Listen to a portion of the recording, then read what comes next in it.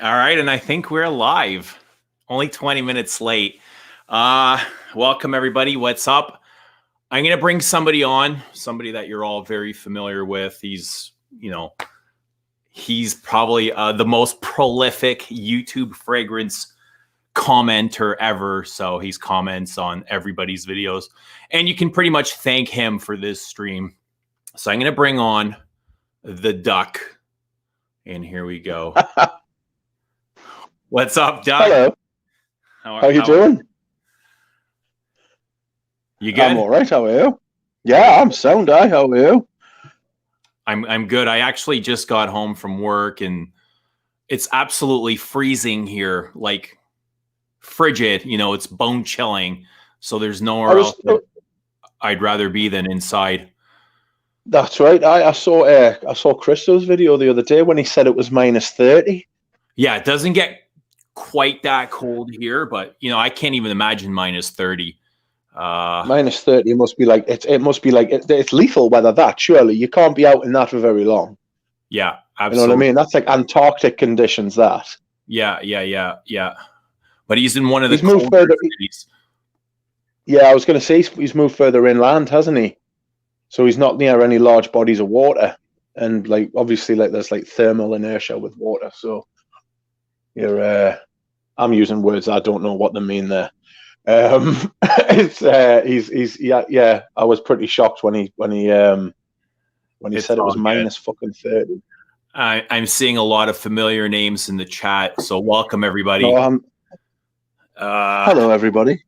You want to give us your scent of the day? If you guys want to comment in the chat, Rich, you want to give us your scent of the day? My scent of the day. Give me 2 seconds, right? And I went with this. I've been wearing this quite a bit actually all week. Oh, did you disappear on us? I think Rich removed himself without even realizing it. And I'm in this. And me right. Seriously, me right for trying to use technology. There's my scent of the day. Is that Lapidus Perfume or Balenciaga? No, that's Balenciaga. Okay. I finished the bottle today. This is just a 30 ml. But fortunately, a vintage. Oh, there are no new ones. There are no like I think they only had like a really short run in the early 90s. Right. It must have just I think it was out of fashion by that point. Right. Do you know, like the huge powerhouses. Yeah, I'm familiar. Yeah. I don't think I've ever smelled Balenciaga, but I'm familiar with this style. Yeah. Mina Vamp. Sorry? Are you familiar with Musk Ravageur? I've got it, man. I've got one of the. Do you know they do the little 9 mils? You have one. I didn't know that. Okay. Yeah, I've got about. I'll tell you how many I've got. I've got 1, 2, 3, 4, 5, 6, 7. I've got 7 9 mils of the different mall fragrances. Okay. Because I wanted to get like one of each of all the ones that I like, so that if I knew if I like got all the way through it, then I would just go and buy a full bottle. Because they're not cheap, are they? Do you know what I mean? I mean, if I was to bought a full bottle of each one of them, that's like $2,000.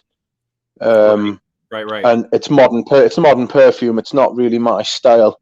But what have I got here?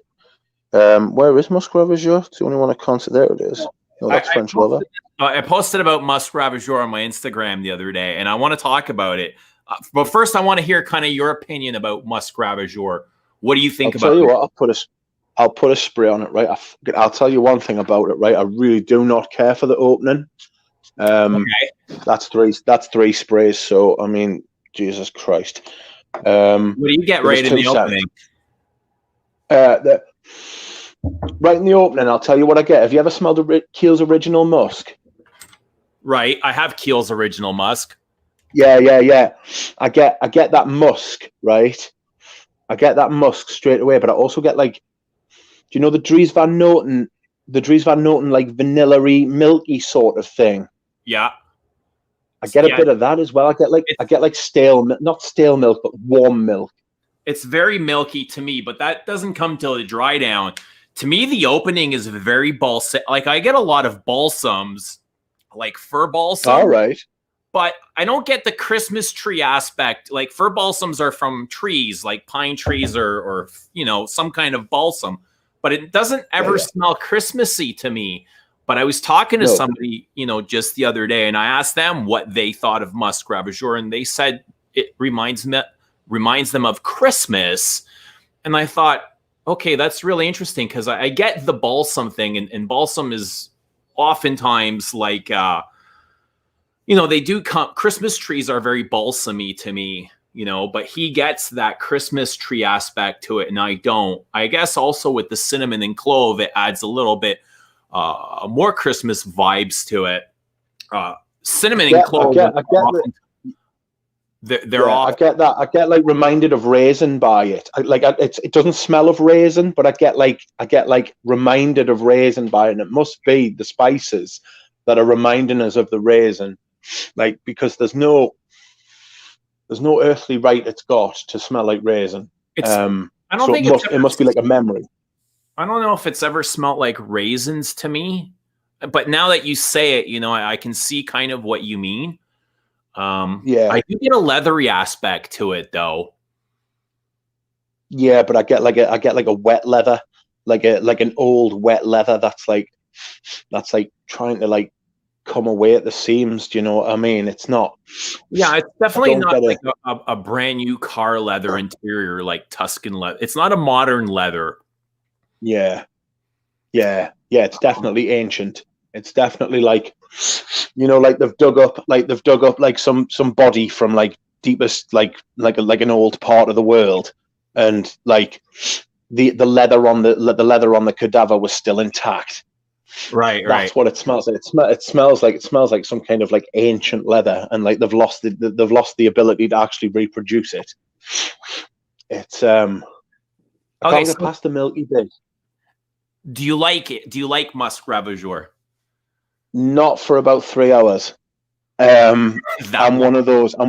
I'm one of those people that doesn't care for it. That doesn't care for it in the opening because it's too sweet. It's sweet, but not in a. I'll tell you what it is. It's not necessarily so sweet. It's rich.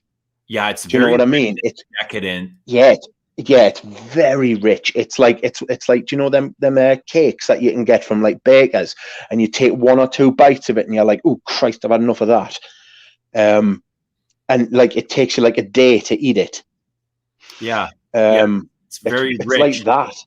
To me, it's very swirly. Like I get the vanilla, but the vanilla is very swirly. I just picture like swirls of vanilla in the air. It's very wispy. Like if you're wisping up a batch of vanilla and you just like gloopy these whiffs of it. Yeah. Like you're whipping it, you know, like whipped cream sort of thing, where it's like you're whipping it and like some of the scent escapes as you're whipping it. Yeah, that's exactly what the vanilla reminds. It's more vanilla to me than it is musk. Like musk is in the name. And although, you know, Maurice Roussel claims there's not an ounce of musk and not a drop of musk in here. I'm okay with that. You know, there's oftentimes not a lot of the things that the brands tell us is in the perfume, but that's left to the imagination. Do I picture musk, or can I pick up something that is similar to a musk? Yes, I can. More so in the winter time than in the summer. When it heats up, my body pulls out more of the vanilla notes in this. So to me, it's always been more vanilla than musk, which I appreciate. I like vanilla. Yeah. Vanilla for me, vanilla's a funny note for me because it's so ubiquitous. I find myself trying to run away from it. It's everywhere. I find myself, I feel like, I mean, I've got a couple of vanilla perfumes that I like. I mean, I've got Amboise Vanille. I've got Eau de Beau. What else have I got? Vanilla's it's an easy sell, right? Yeah, exactly. Yeah, it's always gonna sell to women as well, which is a bit like easy to say. Do you know what I mean? Like, but of course, I know a woman who doesn't like vanilla, and Asha's watching as well. Hello, Trudy. Well, that's fine. Not everybody's going to love Musk Ravageur for one reason or another. I've heard people say it's too dirty for them. It's too skanky. I don't get skank. I don't get that at all. Either, No. you know, either my nose has been subjected to a lot of dirty things, or it's just not skank. Like, I don't find it dirty at all. I've often heard this compared to, you know, like sex in the bottle, or it smells like sex. And I've never like gotten sexy that smells. either. Like, to me, it doesn't smell like a room where somebody has just had sex. But that's not to say it doesn't remind me. Like, I think about sex when I smell it. You know, it has this kind of come hither. It's got like that sort of like come here, like kind of sexual tonality to it. You know what I mean? But it's more of a clean sex with clean sheets instead of, you know, like hotel sex, like, but with like hotel sex, but with like someone you know well. Yeah. It's not like a dirty sex that's been going on for 3 or 4 days, if you know what I mean. Yes, unwashed. Like not at a music festival on the last day. yeah, with a raver girl. Yes, that's right. Oh dear, we've all done it. I'm looking in my Frederick Malls, and like on all these little bottles, has your Musk Ravageur got like little bits in the bottom? Little bits? Little red particles in the bottom. No, I don't. Mine's got loads of little particles. I don't think you'd be able to see it, but I think it's also changed quite a bit since it's originally came out. And depending on what version you're smelling, maybe the older versions are a little bit more skankier. I have an older bottle, and still, I never really found that much dirtier. The one I've got. Sorry? I can't even say it's been watered down, because the version I have is extremely strong. Like, you know, just a couple of sprays will last me throughout the day. Yeah, I would love to smell and compare and contrast, but I think that about a lot of perfumes as well. Like, especially if, I mean, how old's Musk Ravageur now? It's 2005, isn't it? I think it's 2010. All right. Somebody's asking about Musc de Sable, which I have right here. Have you smelt this, Rich? I have not, no. Camera. And this, I can tell you, is much dirtier, even though it doesn't seem like in the opening. It's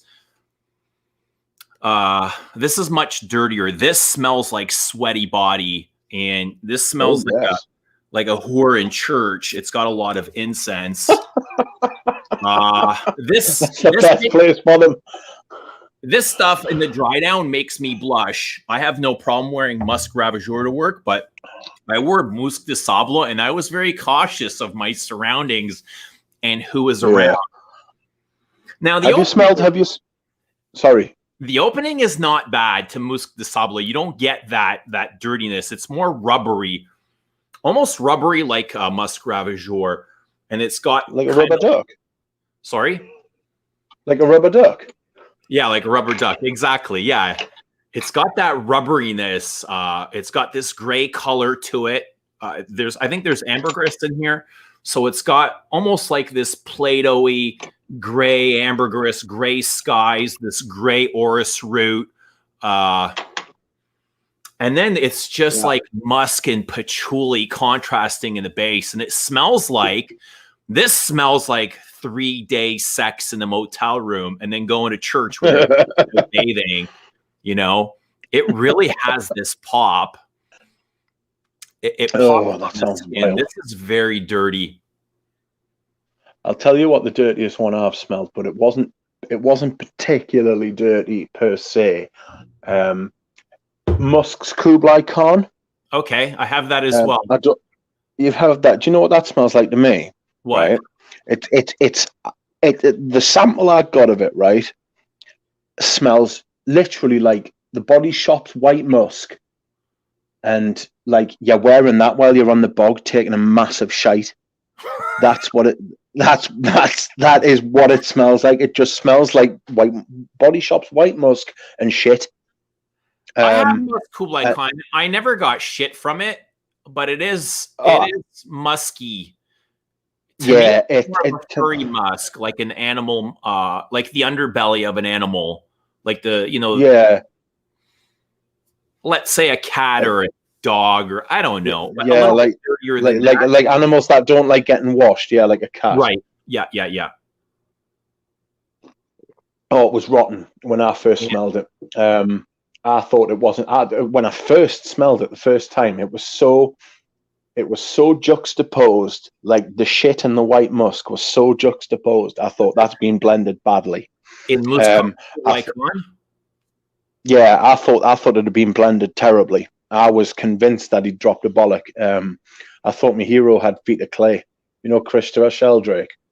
I thought, nah, he's fucked it. I thought, but like as I wore it a few more times, I came round to it. I came to see that it wasn't shit. I just didn't like it. Because I was all for it. I was all for blind buying it. And then I found somebody who was selling a sample on eBay, and I thought, well, I've one of them. Go on. And I got it, and I got that. I got Queer-Moresque, and I got Perfumery Turk, and I sprayed Perfumery Turk, but I've smelt Queer-Moresque, and I liked it a lot. Yeah, Queer-Moresque's lovely. I'm surprised you haven't got. If you have got it, if you haven't got it, I'm surprised because you would love it. And the Queer-Moresque is literally like it's a deep like I want to say like a saddle brown, like a light brown, but you could it's like a 3D leather that you can go down into. Brown. A darker brown, like a saddle bag. I remember Christo was wearing it once, and we went out, and I was like, "That's really nice." It's kind of in the same vein as Queer Canage, I would say. Yes, yeah, it's got a lot of cumin at the. Well, it hasn't got a lot of cumin at the top. It's got cumin at the top and warm spices. Do you know, like you get fresh spices, but you can get warm spices as well. Yeah.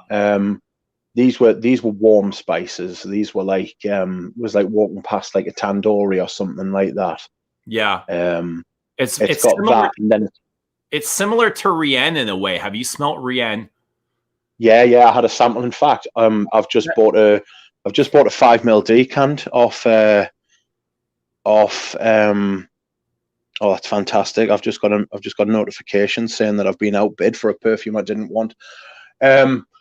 I've just bought off. Do you know Greggy Boy 76? I do. He's got his little decant business. I've just bought a 5 ml atomizer because I'm on the fence. I think that might be my next purchase, Rien.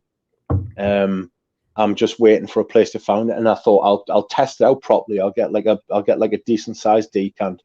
So I bought one off Greggy, and I'm waiting for it to arrive. He hasn't, like, obviously with Corona. Rien. Rien. Yeah. I remember smelling Rien for the first time, and somebody had sent me a decant, and I remember it was very powerful, very strong, and I thought, I liked it, but I thought it was too strong for my taste because I do like more of the subtle, light, complete opposite of you. You love the very heavy oak, mossy, tarry scents, where I like very. I love skin scents. I love the art behind the skin scents.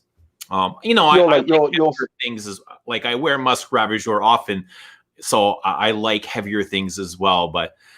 Yeah, and it's like me. I like you say, I like all the heavier tarry, but sometimes I want to wear light fragrances. But it's like most of the time I'll wear the heavier stuff, and then some of the time I'll wear the lighter stuff. For you, it's most of the time you wear the lighter stuff, and some of the time you wear the heavier stuff. I'll tell you why I like light stuff, because I have no problem smelling my fragrances all day, regardless of what I put on. I can pick the lightest fragrance in my collection and go to work, and I can smell it for 12 hours. If I'm there for 12 hours, I can smell it until I'm there. So I have no problem. Regardless of what I'm wearing, I can wear Jiki EDT and smell it for 12 hours, where people complain they can't smell it after 45 minutes. Oh, I'm fucking disgusted with that, me, like, because I can't. Sometimes I'll put on some heavy, but then again, sometimes, do you know what I think I get, like people talk about olfactory fatigue, and it's it sort of makes sense, because if you smelled everything that you could smell all the time, you would go mad. It's the same as white noise. Do you know what I mean? You can hear something if you're listening for it. But if you were to, I can't smell my fragrance, but I can feel it. Yeah. I get like usually what I've got to do is pull my t-shirt up over my nose, and that because I put mine around my neck. So yeah. I take the Roger Dove advice, where he said the best place to spray your fragrance is like directly down from your earlobe, the bottom of your earlobe. I never spray my neck. I always spray like from here and below, so kind of in this area, and I'll shoot about 4 or 5 blasts there under my shirt, and I can smell it all day when I'm at work. But when I'm at home, I struggle to smell my fragrances the same way, because it's usually because I'm sitting down or laying about. I'm not working, you know. And unless you're the air's not moving, the air's not moving around you. You're not activating the fragrance. But for some reason, when I'm at work, like with every single breath that I take, I can dissect my fragrance. You know, I can almost smell every single fiber in it. It's insane. And I get the complete different reaction when I'm at home. Yeah. No, I understand that. It's unless you've got something truly something new. Do you know what I mean? I find when I get a new perfume, or if I haven't worn a perfume for a long time, then the novelty of the newness, obviously that novelty means new, but like the novelty of the perfume, like I keep it. Like it doesn't matter how strong, like you say, it doesn't matter how strong or how weak, I can keep picking it up all day. It's really strange. I don't know whether it's psychosomatic either, because I got a full bottle of Amber Narguilé off a reseller website, and it had been sprayed like twice, and somebody had like sold it to this site, and so I got it like basically half price. I'd always wanted Amber Narguilé. It's the only one of the Hermes essences that I've ever wanted. Probably because you can smell it with every breath you take. Exactly. And do you know what it is? I'm sure, because I've got a little 15 ml. Do you know where you can buy the little 15 ml bottles of them, and you can get 4 of them for like 120 quid, or like I suppose it'd be like $200 in Canada. You can get them from the Hermes boutique. Yeah, I went to Manchester with me mate Richie G, and I ended up coming away with a bottle of Menthe Fresh and 4 Hermes essences, and one of them was Amber Narguilé, and Amber Narguilé is by far the one I've used the most. And I always said, if I ever found like a bottle for a good price, I'd buy it. And then I found a bottle for a good price and bought it. And I'm sure I can smell the one from the new bottle, right, more than I can smell the one from the 15 ml decant. And the one I've got, the new bottle I've got, is actually 2 years older, because I did the and I'm sure it's just because I've got a new bottle of it. Maybe it hasn't been poured properly.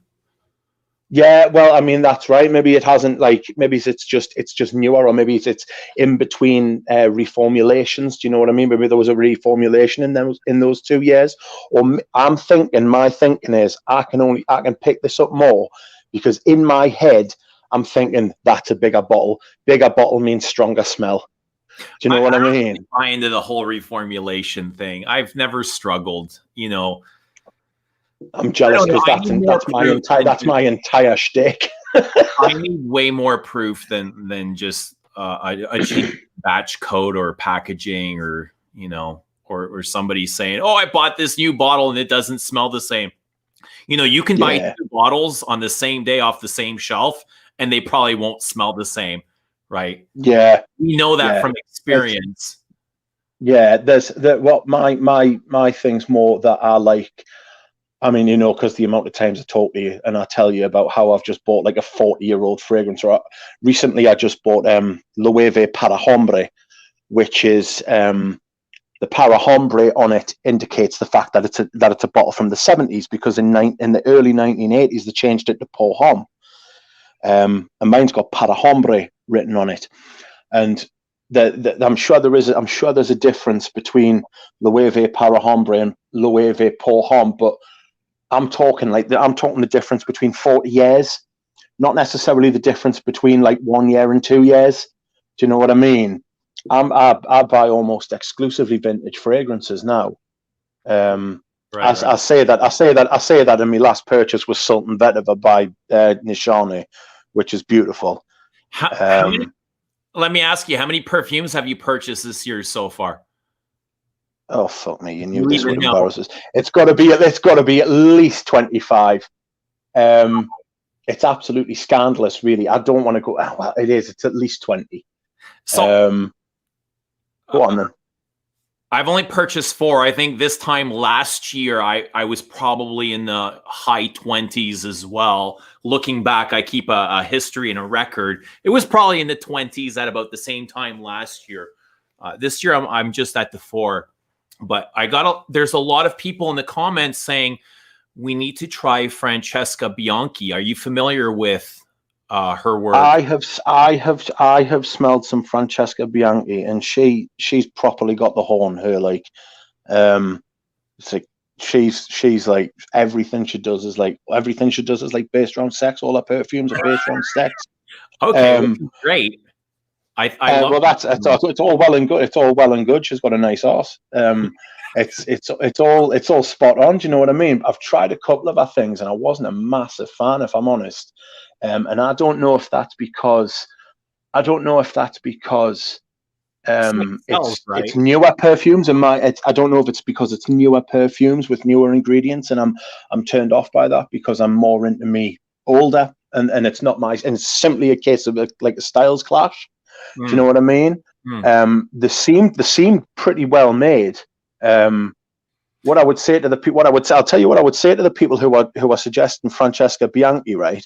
And I know this isn't like a latest thing, but you just need to go back and check out the House of Kerosene. John Pegg knows what he's doing. I'm not blowing smoke up his arse. I'll tell you who else knows what they're doing independently as well. Hans Hendley. I would try those two before I went to Francesca Bianchi. And that's nothing against Francesca Bianchi, because the stuff I've smelled. Sorry. How about Diaz and Durga? Not interested, if I'm honest. Have you tried them though? Sorry, can I get them? Have you tried Diaz and Durga? No, but if I'm honest with you, from what I've seen of the stuff they've done, I know their quality. I know because enough people I respect have said it's good stuff. Right. But it's so far down on my list. So I'm not chasing them. I know what you're talking about. Materials used today and materials used from the 80s and 90s smell different. And a lot of that has to do with regulations. They're pulling out a lot of the allergens today. And things like patchouli and moss and, birch tar. Well, have you heard the latest one? Have you heard the latest ones? Yeah, they're banning. I don't know, Ylang Ylang and Jasmine are the ones that are being regulated next, and that's from a trusted source. I heard that from someone in the com who knows somebody who's on the board of IFRA, and I trust the person who told me that's what he said. It's not looking good. I don't want to name him because he might not want to be named, but he told us in a public forum. Yeah, he told us in a public forum. Right, it's only a matter of time before it's public information, but yeah, it's what is it? Sorry, it's what it's going to be is they're going to ban all naturals. That's what's going to happen. They're going to ban everything that is maybe apart from lavender, because lavender's good for you if you apply it to your skin. But so what's going to happen is they're going to fragrances in the next decade. In the next decade, fragrances are fucking. Is that just going to leave us smelling like Sauvage, things that are very clean and soapy? Well, that's the style that's going on at the minute, and what I think you'll find is it'll move away from that style soon, because that style's been hard for the last 5, 6, 7 years. It'll start to move away from that style as it moved away from the 80s style in the 90s, as it moved away from the 90s style of all the aquatics and the fresh things and that into the 2000s when it became stuff that was like a little bit more sweet. The noughties were quite sweet. I don't think they're too far off from the aquatic 90s. They've just kind of dirtied them up a little bit. What they've done is that they've given them the like aquatic 90s the aquatic 90s were fresher and frankly I think they had better materials, and they had the 90s. Obviously you've got Aqua di Gio and we've got Mr. Marias to thank for that. Hey, it's not really his fault. It's what people want to wear. You know, this has been no, you're totally right. You know what it is? You're absolutely right. By market, it's not Alberto. It's not Alberto Marias' fault. Sorry? No, it's not. It's the end consumer that's what people want, and that's what they're creating. Yes, they're giving the people what they want. I know oftentimes we lash out at Alberto or whoever it is creating these things. It's not their fault. What we've got to say in defense of Alberto from someone who's just attacked him, he made Gucci Guilty Absolute, which is as far from Office for Men as you can possibly humanly get. Well, do you know what I mean? He was paid to create Office for Men, and that's what he made. Like he was just doing quite right. Quite. I think we might put unrealistic expectations. And you know, when people say perfume is art, I think not all perfume is art. You've got you've got to work. It's like some actors would say. Some actors will make terrible fucking films, and what they'll say is, because I remember seeing a film with Alec Baldwin. Not a film with Alec Baldwin, an interview with Alec Baldwin, and they asked him about a film he's made, which was absolutely shocking, and I can't remember what it was. It was fucking woeful, and they were like, Alec, why the fuck did you make this film? It was clear from the script it was shite, and he just said to them, I've got to work. You've got to work. You know what I mean? You've got to do your job. He says, I'm no different from anybody else, like in that regard. If I want to maintain a certain standard of life, because if you knock back too much work, if you're in any line of business and you knock back too much work, people are going to end up like they're not even going to bother contacting you in the future. Do you know what I mean? Yeah, I played a clip of Frederick Mull on my Instagram. You don't have Instagram. Let me play this for you, and let me get your thoughts. Okay. Okay. Hang on a second. I will. I'm here all night. Is to find young people, because the generation that followed the one that I created the Dijon Parfum with is not as good. My job is to find young people, because the generation that followed. So he's talking about perfumers that created after the generation when he started aren't as good, because all they did were flankers. Yeah. Hang on. Well, he's got a point. By this marketing, this world of marketing that sort of asked them to do flankers and flankers and flankers. And so you have a generation of people with zero vocabulary. Okay. He's right. Interesting. Interesting. And they made a generation which is very mediocre. Okay, but you won't give any names. No. No, it's like a whole bunch. It's terrible. Generation.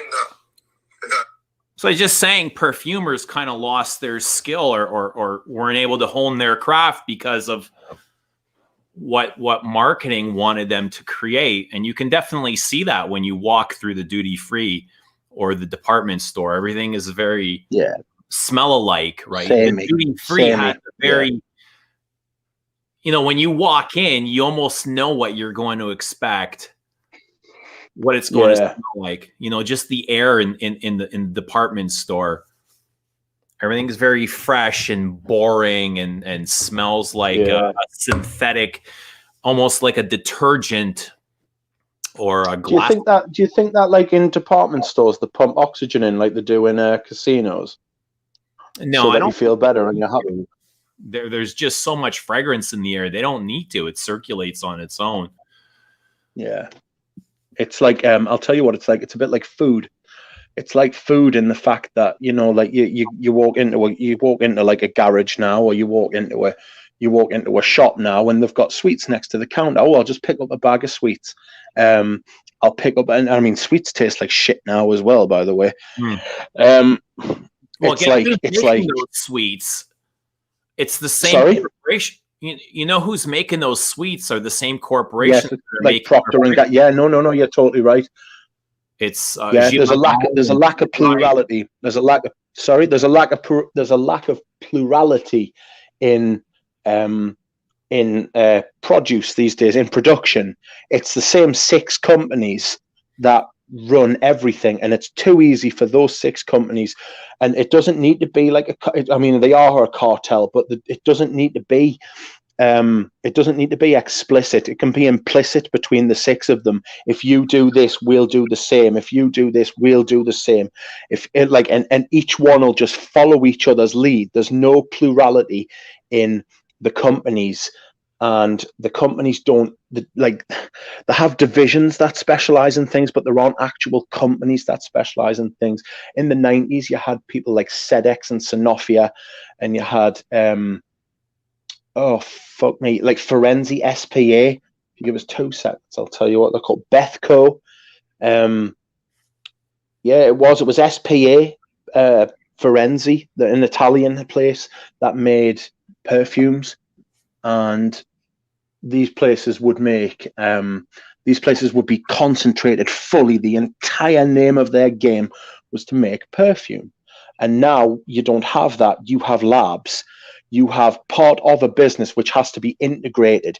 This is what separates Chanel from the rest of the companies, right? Chanel is vertically integrated. Chanel's is independent of all these other companies, right? And I don't know do you know what vertically integrated means? Tell us. It means they do everything themselves, absolutely everything. Like they do not buy anything from outside. The perfumer's in-house and isn't allowed to work for anyone else. They grow their own fields. That video I've sent you of Christopher Sheldrake talking about his iris fields. And Christopher Sheldrake's now the master of ingredients for Chanel, so he's the one who sources. And when he sources ingredients from say somebody who grows rose, they're not allowed to sell that rose to anyone else either. Yeah. Do you know what I mean? Right. And it's got to be of a certain quality. He's and Chanel, and they do the same thing with their clothes and their accessories. You're not allowed to like you make for Chanel and you don't make for anyone else, and it better be of the highest fucking quality. That said, Chanel have been bending the fucking rules a little bit recently because of the fact that especially in the clothing design, I don't know about in the perfumes, but in the clothing design they had to super dake up I was watching one of his bag reviews because I'd watched all these perfume reviews, so I thought fuck it, we'll start on the bags.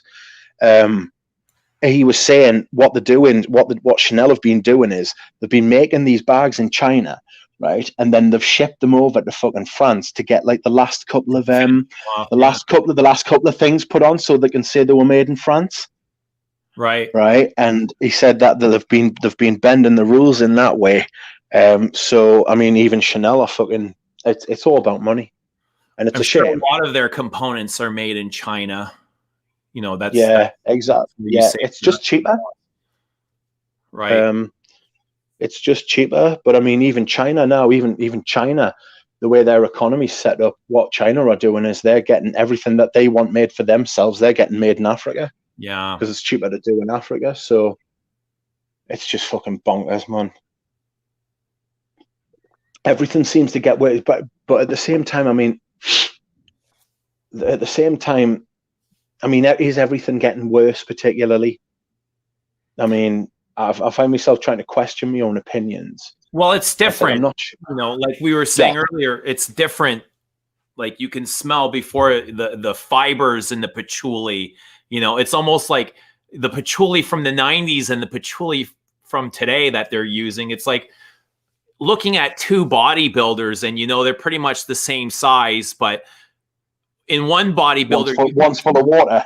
You can, yeah, one's full of water, and the other one you can see all the serrations. Is it striations in his muscles? All the fibers. Do you know what I mean? He's a little bit more defined and a little bit more. He's got depth to his muscles, where the other one is just. He looks healthier. Yeah, he's just bulked with water, and that's almost. You can tell when things aren't quite right. It's like I'll tell you what it's like. It's like, you know, when you're indoors and you look out of a window and you can see what's outside, right? Mm. If you were looking at the same thing but the window wasn't there, you could see the same thing but better, because the window wasn't there, even though the window's see-through, right? And even though the glass might be spotless, it's still not as crystal clear as if the window wasn't there. And that's what it feels like perfumes are heading towards. They feel like they're laminated. Right. Do you know what I mean? As if they're not real, like they don't get into you. It's like drinking freshly squeezed orange juice compared to like a concentrate, right? There's just no taste to the concentrate. That's what it smells like. It's like it smells like. Well, that's what I said about a perfume. It wasn't to you. I think it was to one of my mates the other day. It smells like something that tries to smell like something that smells like something. Do you know what I mean? It's like two steps removed from what they can't use the real ingredient. So what they do is they use another ingredient to make it smell like that ingredient. It's to remind that ingredient is smell. Like when I smell with apple in it, it's like, you know, apple can't sustain any oils. It's just water that they would extract from it. So it's not a real apple they're using. It's a smell-alike. So sometimes you don't pick up on it right away. It could be just like a KALEN note, you know what I mean? Or a green apple. And it's just to kind of remind you of apple. It's not real apple. And that's what a lot of the materials smell like today. It's like smell-alike. So I'm smelling musk ravageur. I'm smelling musk ravageur at the minute, and I'm getting a little bit more. All right, so we talked about more musk now. Does it smell like sex? Does it smell like sex to you? Did we? Yeah, we talked about that. It smells like very clean sex, and she's got a very well kept fanny. Very clean sex, clean sheets. You know, there's no. Yeah, there's no oils on the sheets. There's no dropping. How about a masterpiece? I hear it often compared to a masterpiece. What do you think about that? What, the musk ravageur, a masterpiece? What do you consider a masterpiece? Not musk ravageur, masterpiece. Somebody made a video about pet peeves in the fragrance community the other day, and it was about the word masterpiece. I think it was Smurfy Girly. She said, like, a lot of people would say like a masterpiece is like people throw it out there as if it's part of this sugar rush that we've got in like fragcom, like where like, this is a masterpiece, this is your masterpiece. It's like, mate, to become a master, you must present a masterpiece, and then you must crack on and make like more masterpieces, right? You don't just crank out fucking masterpieces all the fucking time. Do you know what I mean? You don't just like squirt them out like fucking like you've got diarrhea. Do you know what I mean? Masterpieces is like something you strive to attain. Number 5 is a fucking masterpiece. Why is it a masterpiece? Just because it's endured the test of time, or does it, like, what do you expect a masterpiece to do? Right. I would say with enduring the test of standing the test of time is part of it, right? But it caused a sensation when it was fucking released as well, right? So it completely changed everything. I'll name a couple other things that I think are masterpieces as well. One of them springs to mind straight away. I'd be surprised if you couldn't guess it. And it's not just my personal taste when I say a masterpiece either. I think you have to be more objective about it. I don't think you can just say everything you like is a masterpiece, and I feel like that's what a lot of reviewers do. Well, there's no right or wrong. There's no right or wrong. Like, masterpiece is all subjective. What is masterful to you might not be to me.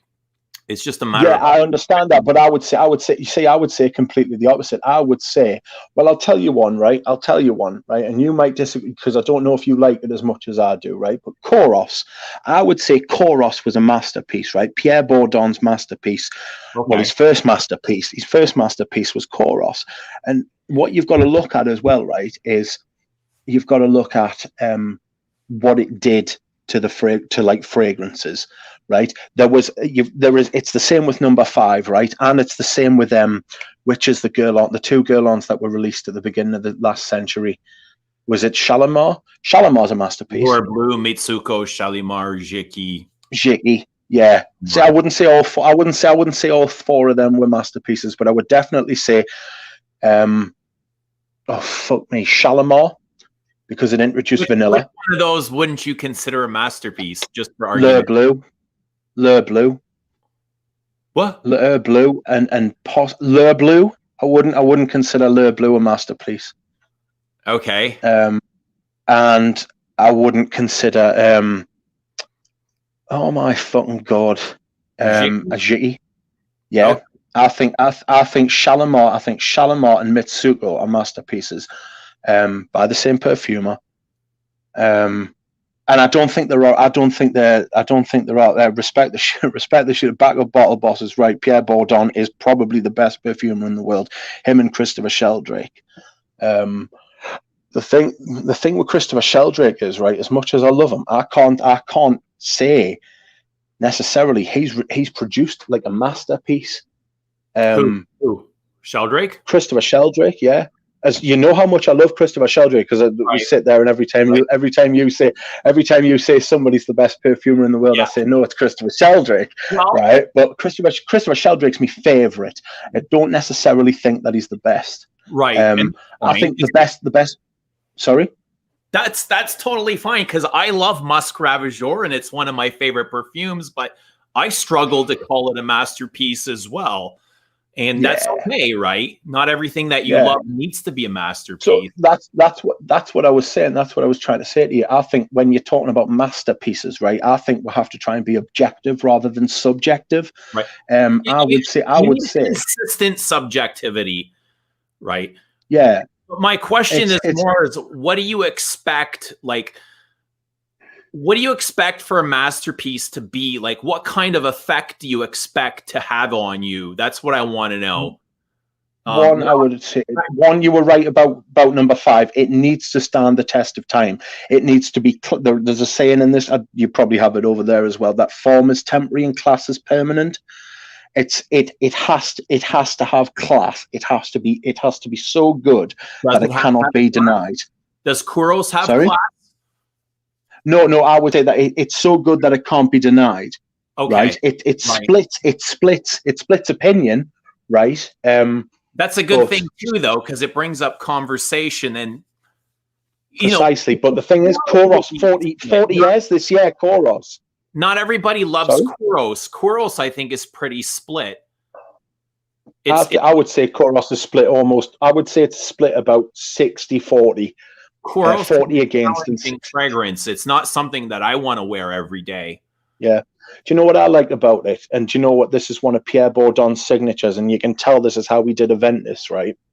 You can tell that it wasn't. If anybody out there believes that Irwin and Oliver Creed make fucking fragrances, you're fucking batshit, right? There is no hope for you. There is no hope for you, I'm afraid.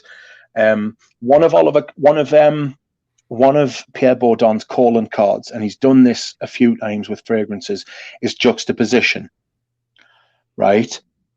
Juxtaposition. In KOUROS, he's got the fucking piss and shit at the top, and then he's got the soapy freshness afterwards, right? And it's in the same fragrance. Now, how I think his fingerprints are all over Aventus is he's got tar and birch with pineapple. Right? I mean, two more different fucking notes you couldn't possibly fucking come up with. I can actually pick up rose and jasmine in Aventus, clearly, at least in the bottle that I had. Yeah, that's another thing as well. That really holds Aventus. I struggle. Like in the heart, you get that rose and jasmine. Yeah, I get because I bought a bottle recently. Birch car and black currant, yeah. Yeah, I get the black currant definitely. I get I didn't know Bourdon was behind Aventus. This is the first time I'm hearing this. Pierre Bourdon's done all the green, done all the creeds. Pierre Bourdon's done all the creeds. I won't hear otherwise. It's too obvious. He did Cool Water, right? He did Cool Water 2 years after Green Irish Tweed came out, right? He did Original Santal 2 years after Individuel came out, right? He did what's the perfume that's like Aventus that isn't a clone, but it came out like a year or two before Aventus. What he does, what he does is, I'll tell you what he does is, right, he comes up with a DNA, right, and then he'll give it to one brand, right, and then he'll maintain a DNA. I know you've been talking to a perfumer for your brand, and he says what, and like, you can ask him if they come up with a DNA and then like they'll tweak it in one way and sell it to like a brand for like a perfume, and then they'll still hold on to the DNA, and then they might like engineer it in a different way and sell it to a different brand. I think Pierre Bourdon's done that, and I think that's what he does with I think he makes the perfumes for Creed. I'll tell you who it definitely isn't. It definitely isn't Irwin and fucking Olivia. Yeah, I don't buy into that either. But I'm just fucking absolutely batshit. There's no. I'll tell you one thing as well. There's no evidence that Creed existed before 1975. Right, I've never seen any either. You don't see any older bottles, any older pictures, any reference to anything before 50 years ago. Yep. And do you know what it is? Right, all that fucking stuff. All their fucking marketing and stuff about all the celebrities who used to wear their fragrances, all those celebrities are dead, and you can't defame the dead, right? So these people couldn't come out and defend themselves. Right. Do you know what I mean? They just talk absolute fucking bullshit. All right, so let's get away. Forget about Creed. Let's talk about the new Hermes. What do you think about H24? What do you think about the name? Have you seen pictures of the bottle? The note? I've seen pictures of the bottle. I haven't seen the notes. I've seen pictures of the bottle, and I think the name and the fact it's Christine Nigel, and I'm worried. Yeah, I'm worried. I think it's going to be dog shit. I think it's going to be a blue. I think it's going to be a blue Hermes. She's been very hit or miss for me as well. The Hermescents, I'm not crazy about them. I like them. I liked Twilly. I did not like the flanker to Twilly. I liked Gallop, even though I struggled to wear it. It's very metallic-y for me. I think it's a great scent, although I don't like it on me. I don't like it for myself. I do like what it tries to do. What else did she do? She did a couple of those. She had a couple of those freshies, those O's that I don't get along with either. She did Eau Merveille. I like the Eau de Merveille, the blue, the citrusy one. Yeah. I really like the blue. I did not like the one after blue. What was that? L'Ombre de Merveille? That smelled like bubblegum to me. Yeah. Oh God, if she's bringing. Do you think she's worthy? Like, put it like, because I know, like Eleanor was your favorite perfumer, or one of them. I like them a lot. Do you think she's worthy of taking over from him? No, I don't. I can't see anything that she's done. She's done a lot of things already that I know he would have been opposed to, because he talked about once that oud would never belong in Hermes lineup, and as soon as he left, she released Agar Ibn, an oud-based perfume. So right away she kind of went against his grain. It seems like she might have done that on purpose. Do you think she might have done that on purpose? I'm not sure. She might have done that on purpose just to stamp her own authority on it. I don't know. Yeah, it's her brand now. She can do whatever she likes. But I'd like to think that Elena still has, he still has his foot over there, and he's still kind of, giving it advice. Wouldn't you think? Because when you think Hermes, you kind of, his face comes His face comes to mind more than anybody else's. Yeah. I would like to think that they would keep him on as an advisor, but I don't like kind of like the sweeter bubblegum notes that she's been using. I think Twilly, the Poivre, has the bubblegum note, and the L'Ombre de Merveille reminded me of bubblegum as well. Yeah. His was a very light touch, wasn't it? Yeah, he used those watercolors, very transparent, very wispy accords. They had amazing throw to them, but they were just so lightweight. You know, they would never choke anybody out. They were very ghostly scents, technically brilliant. Yeah. Yes. Even Amber Nargile, like as I sit here and smell it. That was one of his heavier scents. Yeah, it's one of his heavier scents, but it's still, I mean, tobacco, I mean, you can do it. I mean, you can do a million things with tobacco. That's why the perfumers use it.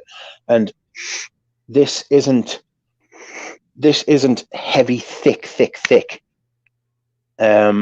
It's like, it's sweet rather than heavy. Does that make sense? And the thing is, it's not too sweet either. I find it quite heavy. It's got weight to it. It feels almost like wearing a sweater. It probably does for you, yeah. As I sit here and look at like some of the heaving behemoths that I've got like 9 amens. Do you know what I mean? Yeah. I've got like all these massive heavy fragrances that I've. So to you, I can understand why.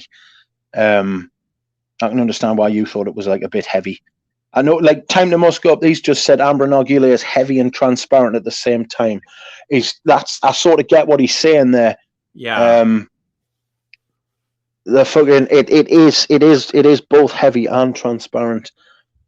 There is. I think I missed some of the comments here. It was Jean-Claude Elena hitting on Eva or what? Or is that? No, he wasn't. People saying? Are just taking the piss. So what do you think of Ombre Nargile? Like, do you love it? I don't. It's not a love yet, but it's not far off. Okay. I've got 208 perfumes, and keeping track of, because I changed me. Like, I've got a rotation. For the people who don't know, I split my collection in half, and I've got a summer, winter. I've got a summer, spring, summer collection, and I've got an autumn, winter collection, and never the twain shall meet. And I changed them over on March the 1st and September the 1st. And this is like the last month, and I am going to go back over the last 6 months and count up which fragrances I've worn the most. And I've got, and it's hard to look back and think back on which that I have worn the most. Tobacco Oud will be up there, because that's just, to me, you know how some people say there's like a dumb reach for people. Like Tobacco Oud is it's like a quality dumb reach for me. So I think it's a lovely. That to me means something, you know, easy to wear when you're kind of conflicted. Yeah, I feel comfortable. I feel comfortable in Tobacco Oud. It's not exactly the most coziest or safest of scents to wear. Yes, I mean that's balls. It's different. It's different enough. Yeah, it's different. Yes, it's different enough. But I feel it like, you know, like when you say like, I don't want to get too. I'm very too deep into it. In Tobacco Oud, but I think it is more on the daring side for the general public. Yeah, no, I would totally agree with you. But the thing is that I can wear it and be comfortable in it, and yeah. I feel as though I can pull it off almost at any point. And it's more about me than it is about other people. I would wear me towers more, but they're only 50 mils. I wish the fucking towers came in fucking like 100 mils. I had to put all my towers away. They're all stored in storage. Every time I go to spray one, they leak. I know, it's because you press the lid on too hard. No, that's the lid. No, it's not. Press the stopper all the way down, and nothing should leak. No, it's not. Right. It's so now it's my fault they leak, right? Everything should be dummy proofed.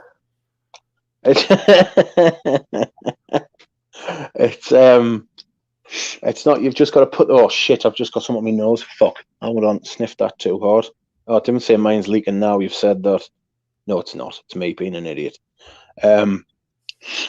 I'll tell you which one I've got that most people haven't got, and it's Lonesome Rider, like the sequel to Lone Star Memories. It's not Lone. I have the Lone Star Memories. I have a bottle of that, but I have not smelled Lonesome Rider. Lonesome Rider is totally different. It's a massive violet leaf. That's what I get from it. I get violet from it. Almost Palmer violets. I think Andy Tower. I was going to say, we're talking about masterpieces. Yeah. Right. Lair de Desert Americane's a masterpiece for me. Okay. Very. And I would say number five's a masterpiece. I think, and I also think that you very rarely get a masterpiece. Sorry, Duck. We have a very special guest, a very surprise visitor. I wasn't expecting. Surprise visitor. We have a surprise visitor. You're very familiar with him. Let me bring him on. And he is. Oh my God! I bet I hate him. I hate him. Here we go. What's up, I knew I hated him. Yeah. yeah, I get it. Things were starting to go downhill, so I felt like I needed to join. What's going on, Galen? Thanks for coming on. Not much, guys. I'm not doing much. I was listening to this. I've been out running errands. I went by Thomas's house. Was he in the robe eating beef? No. Was he in a robe eating? He was not. He was not. But no, I just thought I'd join you. This is a good conversation. Perfect. Thank you so much. Are you familiar with what we're talking about? You were talking about Tower, right? We're talking about Tower. We started to talk about the new Hermes, which I still want to talk about, and we got off track. What are your thoughts on Tower? Do you have anything to add to Tower? Kind of hit or miss. I think for me, I know everyone loves LDDM. You hate it, yeah. It hasn't quite worked out for me just yet. I do have a bottle of Rose de Kandahar, which I think is absolutely fantastic. I have Rose de Kandahar as well. I like it. Yeah, it's really nice. It's one of the only ones I haven't smelled. Fee. Yeah, they still make it. PHI. Fee. What is the fee? Do you know what that stands for? Pho. It's not pho. Pho. Oh. I don't know what fee means. All right, tell us, what do you think about the new Hermes for men? Let's talk about this. To me, I'm just hoping it's not like another cool water, very fresh and boring. But I get the feeling it might be, just by, I don't know, the color of the marketing, the bottle, and I'm just guessing here. You think it might be a bit metallic? Yeah, and I really struggle with metallic perfumes. It's probably because I work with steel and I'm, within gray and metal all day long. It drives me nuts. But things like Platinum Egoist, I struggle with. Anything where I see gray, that gray color.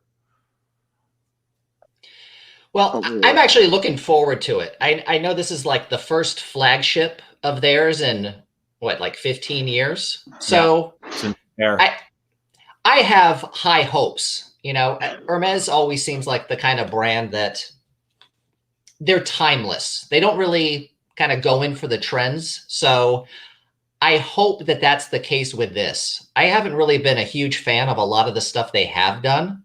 I know you were talking about Twilly, and I'm not a huge fan of that either. I really do like Gallup. Gallup is also very metallic to me. Really? Yeah. Huh. That rose, you know what I picture is like, those roses from the 80s, it was almost like aluminum foil roses were in style, or at least like they looked like aluminum foil. They were these very metallic roses I used to see all the time. Huh. No, I guess I'm No. alone here. No. It must be a Canadian thing.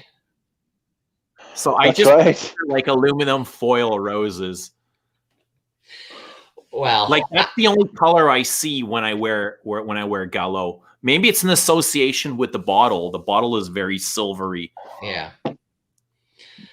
Well, Yeah, it's like what they're going for. I'm kind of getting out of the whole blind buy thing, and there's no reason to blind buy that Hermes. I mean, it'll probably be everywhere, so I'm like cautiously optimistic. You think it's just going to be for the average man to smell good, or will it add anything new? I don't know. I think I would like to know what the notes are. You guys don't sound very optimistic. I know. I'm not optimistic about it at all. A flower narcissus was a note. I can't remember. Narcissus was one. There was something that was like we discussed an extract of something that wasn't it like one of the molecules that make up ambroxan? Yeah, that was in the dry down. And then Broxen smell like clary sage. Yes. Okay. Yeah. We'll see. So probably something fresh and spicy.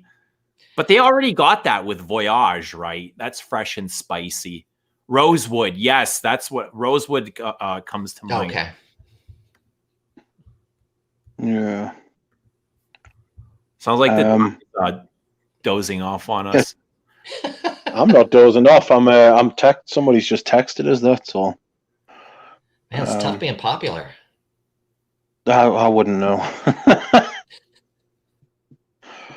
What else? I'm not. Sorry? What'd you wear today, Galen? I think I got a bunch of stuff, actually. When I was out driving, I was listening to the stream. You guys were talking about Francesca Bianchi, and I had just a drip left of Dark Knight. So I sampled that. And it's okay. Very ambery, pretty dense and rich. There's like this resin in there that kind of turns a little sour on my skin. So it wasn't for me. I know that I've been really intrigued by obviously a lot of their perfumes. Dark Knight is not for me. What's the one that's like the sheep that's supposed to be like the greatest thing that's been made in the last 2 decades? I'm trying to remember what that one was. By who? By Francesca Bianchi. That's the one I've really been wanting to try. I know the goat one. I know the goat one by Prin Lamos. Here that are familiar with her line. I'm sure there's Under My Skin, Tiger. God, what was it? I'm not very familiar with the line. But you know what other brand people keep recommending for me to try is Papillon. Okay. So Salon. I got the whole. Yeah, I got the whole line. The Tobacco Rose one's all right. There's a couple that you would really love because they're fucking thick with jasmine. They are thick. I actually just got a sample of what's the newest one, the Bengal Rouge. Yeah. And I'll tell you, that is gorgeous. Okay. It's not for me. Again, one of those super thick. It's kind of a Coca-Cola sweetness to it. It's gorgeous, but is it floral? Is it woody? Is it mossy? Which way does it lean? I think it's a pretty heavy duty amber. An Oriental? Yeah. Has it got jasmine in it? Gosh, I don't know. There's one of them that's absolutely fucking rife with jasmine. It's essentially just jasmine oil, and I can't remember which one it is. That can't be it. There was only there's the only one I really cared for was the Tobacco Rose one. I haven't smelt any of them, they're just not available here. And I would have, it's something that I need to blind buy. I mean, which I'm not opposed to. You could get a sample set off her. Yeah, maybe I'll go that route. I'll try the Papillon and I'll try Francesca Bianchi. What else were they recommending? There was one other house they were recommending. Rogue, I have a set here of Rogue Cristo left, and I've never really got to that. I've had him for months. I think he's overrated, if you want the truth. He makes some pretty he's pretty good with the jasmine, right? If you like the indolic jasmines, that would be one to pull down off the shelf there, Eugene. Yeah. I'll get to them one day. I don't want to do it right now, maybe in a separate video, but I do want to try Francesca Bianchi and Papillon. And there's another brand somebody else was recommending, highly recommended. What? Well, my whole deal for the year is going to be sampling as much as possible. Like, I'm totally trying to scale back big time. Yeah. Yeah. How many bottles have you purchased this year? Do you? I mean, if you don't want to say, it's total. No, I think maybe 4. I know you got the Cree. Is it Cree? The Iris one. Oh, yeah, the Cree. I think I got that back in November or December, so I've had it for a little bit. But I think in the last, in 2021, I've only bought maybe 3 or 4. Okay. So, and I'm kind of cleaning. I'm cleaning house a little bit as well. So you're letting go of some unloved pieces, some unloved stuff. Yeah. I'm hearing that more and more. People are letting go of things, which is fair. I don't know how everybody else feels, but I'm like totally saturated. There's too much. I have too much. Yeah. Eugene, when's the last time you actually did a house cleaning? Have you ever? I've sold a few pieces here and there, but I never really, I've never took 20 or 30 or 50 bottles and threw them away. Yeah, no, I've listed pieces here and there, and then people will message me and I just won't respond. And I'll be like, man, I don't care. It's like, I've got boxes of stuff in the bedroom, like in the closet. Oh my like God. U-Haul boxes. Yeah. Of things that I don't wear. I don't know. Maybe one day eventually I'll get to it. But it seems like I have a box and then I go in there and I slowly start pulling pieces out. And I'm like, maybe I should retry this or retest it or stuff like that. Yeah, I think for me, it's just actually having sort of like the mental space to try things that I should have been trying in the, that have just sat in the collection for years. So I'm actually looking forward to it. Yeah. In a month, I'll probably end up completely reversing and buying 20 bottles at a time. Yeah, I've actually sold a bottle to Jeremy Hines. This is true. He asked me for some more, I believe. And I was just like, okay, maybe. You know what?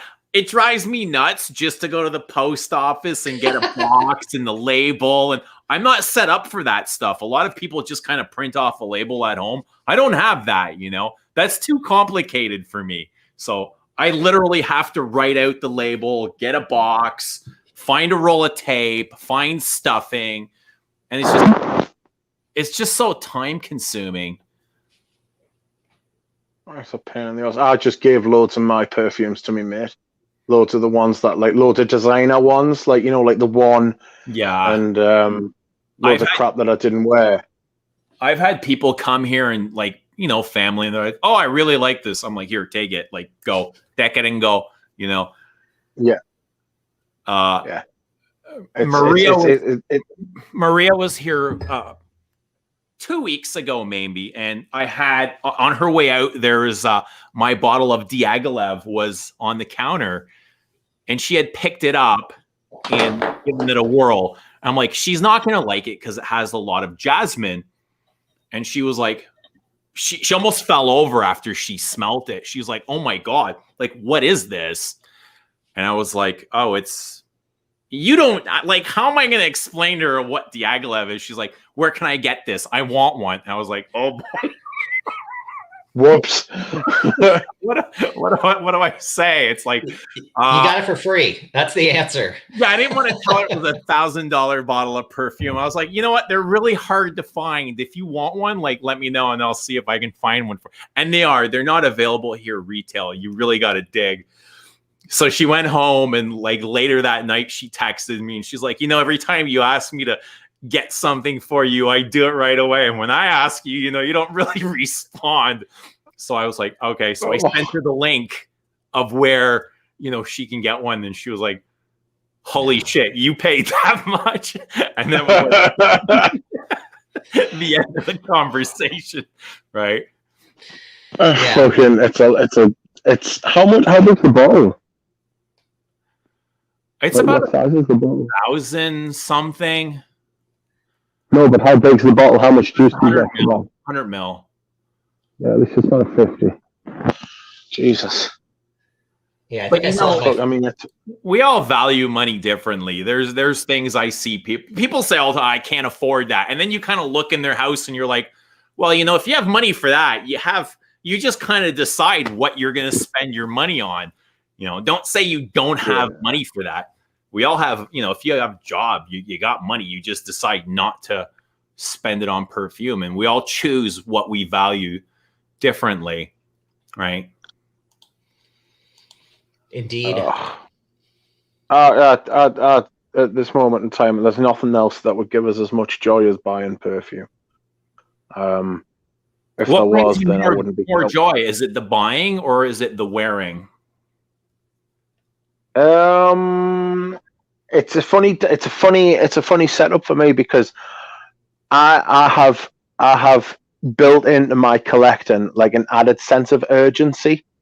Yeah. Because of the fact that I collect vintage perfumes, and if I don't get them now, someone else might come along and they won't be available anymore. So I've built that in to my like psychology of purchasing, and it's almost as if like it's like an extra like excuse for us to get the stuff. Because if you don't get it now, it'll never be available. If I don't get it, yeah, exactly. And I think I might have done that on purpose. Like subconsciously. Rich, that's an extreme version of FOMO. Yeah, exactly. No, you're exactly right. There's a fear of missing out there, definitely. Yeah. Everything will come around. I mean, especially with like big, like, you know, vintages that they probably sold millions of bottles of. I mean, that stuff is out there to be found. Yeah. Yeah, it's all stored in somebody's basement that they're not even aware of, right?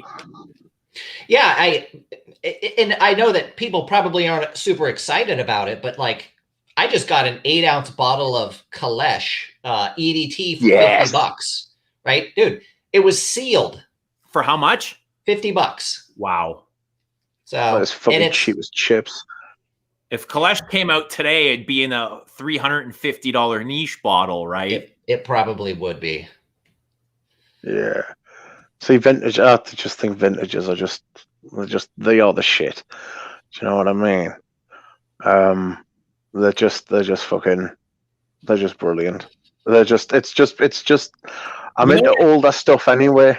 You know why I think Rich loves the vintages so much? It's not that they're much better than this modern perfumes.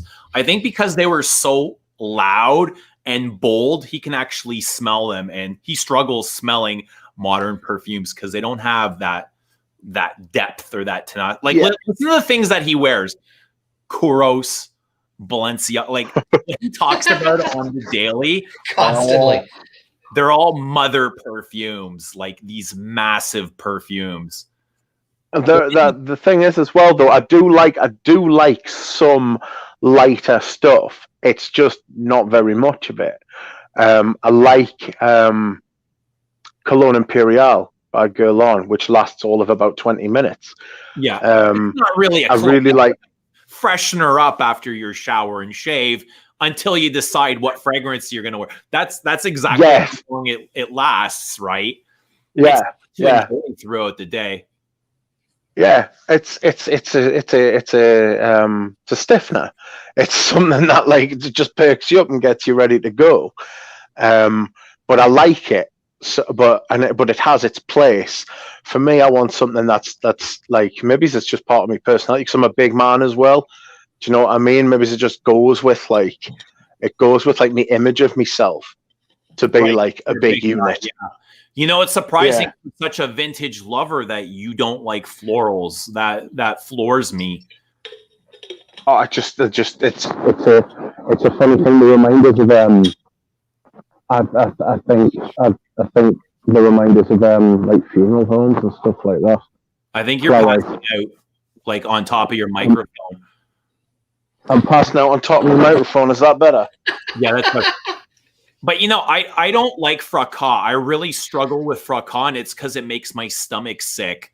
And I know it's like a cherished perfume from vintage lovers, and everybody loves it, but I really struggle to like it. I even struggle to find respect for it. It's like my stomach is doing this when I wear fracas. Are you guys familiar with fracas? No, I'm not actually. Just this booming white floral fragrance that gives me like, it makes me nauseous. Like I feel like a pregnant woman that's got like, you know, the sickness, the stomach sickness. I want to blow up.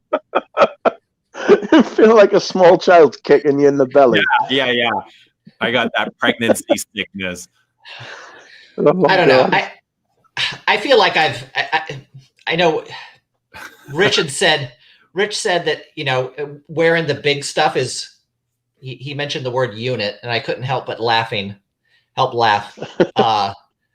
I think the older I get, the more I feel like I don't want to impose on people. You know, I actually like stuff that tends to be pretty close to the skin. Like and like the stuff that's like big and bombastic and just sort of like big woody amber chemical sort of bombs, like they're mostly heading out the door of my collection. Like I can't deal with them anymore. But you also work in that type of setting, right? Where you can't wear those big bombs. Yeah. Pretty much. But see, I work in a place where I can literally wear whatever the fuck I want. I can like get sprayed in a skunk juice and go to work, and there's just so much space there, and it's so unprofessional that nobody's going to say anything. You know what I mean? It's like literally hello, Paige. Whatever I like. So I've never really had that problem. Like I don't have to tone down my amount of sprays or watch what I'm wearing or wear something light. You know, if I want to wear KOUROS 20 sprays of it every day, I'm welcome to. And then, you know, most of the time guys will be like, "Oh, that's cool. What does that smell like?" Or very rarely will they comment something negative. Yeah. I guess I live vicariously through you when you do stuff like that.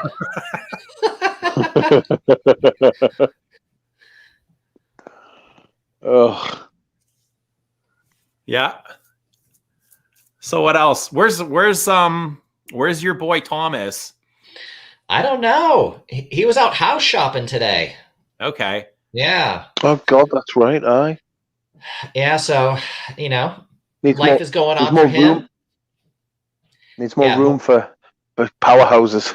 That's what he's buying. He's buying a powerhouse. More storage for perfume. Exactly. Yeah, and I'm just lying low. I know that. I don't know. This is like, I know that we're internet friends, but just like in real life, if I don't accept invites, at some point you're going to stop inviting me at all. So that's why I had to join today. That's right. I know people are busy and they have a life, and you know, YouTube isn't the end of the world, but you guys are always welcome. And so, you know, I haven't streamed in forever either. I've been busy, and you know, how many people are watching? How many people are watching the stream? I see 98. See, that's a lot of people to be watching a stream. People enjoy the streams. You must give the people what they want. Yeah, you know, almost every day I'm at work and I'm planning my evening and I want to do some kind of video, but by the time I get home, I'm exhausted. And, you know, I got to cook, I got to clean up, and I've got other stuff going on. And I'm like, you know what? It's just not going to work out the way I want it to. So I'd rather I'll save it for another day. Like, I want to stream, I want to shoot reviews. I just don't have the time, you know. I wish I did. Yeah. And I hate saying that I don't have time, because when you love something, you make the time, right? So that's just another poor excuse. I know I'm late to the party here. I missed the first probably 40 minutes of it. Did you talk at all about your perfumes, Eugene? What you've been making? I did not. No, I did not. Are you willing to share any details? You can ask me anything. I may or may not answer it, depending. What would you like to know? You have a million questions, don't you? I don't even know where to start. I almost feel like this is one that should be thrown to the peanut gallery. Yeah, you know, if somebody has some questions, I'll tell you this: the contract has been signed, but I'm not. Yeah, I've signed the contract last week, but I'm not going to reveal the perfumer quite. I'll do that on a separate video. Are you going to do that in like? Are you going to do that in like a video or a stream? I'll do it in a video. I'm just waiting for one very small thing before I can announce it. Ooh. Have people been guessing as to whom it will be? Yeah, I've gotten a lot of guesses. Some people have been right, some haven't. I'm so confident in my guess. Like I'd almost put money on it. Okay. Like I put together all the clues. Right. Oh yeah. Oh yeah. So whoever it is, I'm really happy with the connection that I've made, and I feel it's the absolute, like, talking to him, I know it's the perfect fit. I know, like, there's a complete and total alignment with this guy. I feel him. Like, I feel like we have really good chemistry. I like his style. I gave him, so there's going to be 3 perfumes, all centered around one natural note. And when I discussed this with him, he was thrilled. Those are my absolute 3 favorite materials to work with. So it's exciting. I'm excited. Is eugenol going to be used in all of these as well? Yeah, absolutely. It'll be the base note. It better be. It damn better be. Okay, 3 perfumes. When do you think they're going to be ready for market? You know what? I don't have a timeline. I'm not in a rush. I'm not attached to any outcome. Whenever they're ready, they'll come out. You know, I can't imagine before the 3rd quarter of this year. That would be the absolute earliest. That's actually really soon, right? That's July. Yeah, that is actually really soon to get everything out there. By 3rd, I'm thinking even 4th, the beginning of the 4th quarter, maybe even next year. I don't know. Yeah, you guys can't see here, but I've got dozens of perfume sample bottles that I'm looking at. I don't love like samples of bottles. Yes, and rather than some. Yeah. So now, you know, the perfumer was my biggest obstacle when I started this, is connecting with a perfumer. Now that I've gotten that out of my way, like, my biggest obstacle and headache and what drives me nuts is the cap to my bottle. Because I actually made a video about crappy caps. And I absolutely come out with a crappy cap. And you wouldn't believe how difficult it is to find something that is, you know, appealing aesthetically, that technically works the way I want it to. That's my biggest challenge right now. And I'm just like, I spend my days and nights looking for cap. See, that's why you're not making videos. Yeah, pretty much, you know. I was going to say, yeah, it must be taking up all your time. Do you feel like it's mentally exhausting? Yeah. There's days where I was just like, yeah, I got to close this up and put it away, or I'm going to fucking hate my life. But no, for the most part, it's been really fulfilling. Like I've been enjoying it. I was telling Rich, like when I signed the contract, I thought I would be much more excited, but I was just very straight. You know, I wasn't too excited. I wasn't nervous at all, because it's just something that I've wanted for so long and envisioned, you know, for the past couple of years that, you know, I've pictured it happening. And when it did, it was just like completely normal to me. Do you know what I mean? I'm sorry. I'm laughing at Abdel's guess of what your perfume's going to be called. Canadian Lover. I actually already guessed that. A Mississauga. Yes, lover. that's right. Mississauga Lover. You actually said that a few days back. Oh my God. How about, are you still doing work with Ashton and Galleria? Well, you know, nothing's really been mentioned. I don't know what's going on. I haven't talked to Ashton about it it's been since beginning of, you know, the video that I had released about my own brand. So I'm not sure. I can't answer that. Cool. I don't know what's going on. You know, if it happens, great. I'm looking. Do we know what the general like reception's been for his fragrances? For Ashton's? Yeah, like what's the reception been like in the frag comp for his fragrances? You'll have to ask him. He knows best. This is from Paige. Hello, Paige, by the way. Paige asks, will it be a fougere or a chypre? Will there be one of them in there? For mine. Or sorry? Are you talking about from my brand? Yeah, for you, yeah. Yeah. Have you decided the styles of the 3 perfumes? Yeah, everything's set out. The briefs are written out. The styles are set out. I got a breakdown of the notes. I don't want to say too much, you know. Okay. So the first one will be, I don't know, should I say? Do I save it? You can trust us. Yeah, yes, we won't tell the other 100 people. There's only 200 people. I'll save it. All right. I can respect that. Good. Yeah. Somebody's asking. Eva's asking what price point you're going for. I'm not sure yet. That's something I got to discuss with the perfumer. Once we get, you know, a cost of the materials, we'll have a look at everything. Yeah, dude, the comments are so good. Are you gonna Are you gonna make it like it won't be a clone of anything. They won't be easy to wear perfumes. They won't be perfumes made to sell, you know, massive quantities. They're going to be exactly, you know, in the style and the range of things that I love, that I discuss on my channel. And, you know, it'll be something along those lines. It's not going to be at all, you know, somebody said it's going to be arm off perfumers. No, it's not going to be anything of that sort. Yeah. It's cool that you're doing this.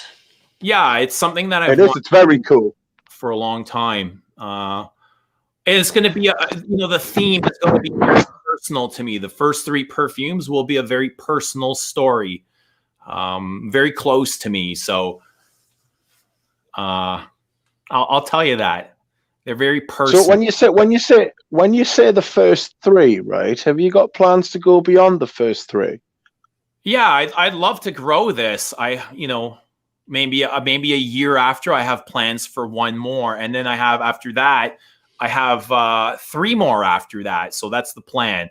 You know, I would 3 in the first year, maybe 1 in the second year.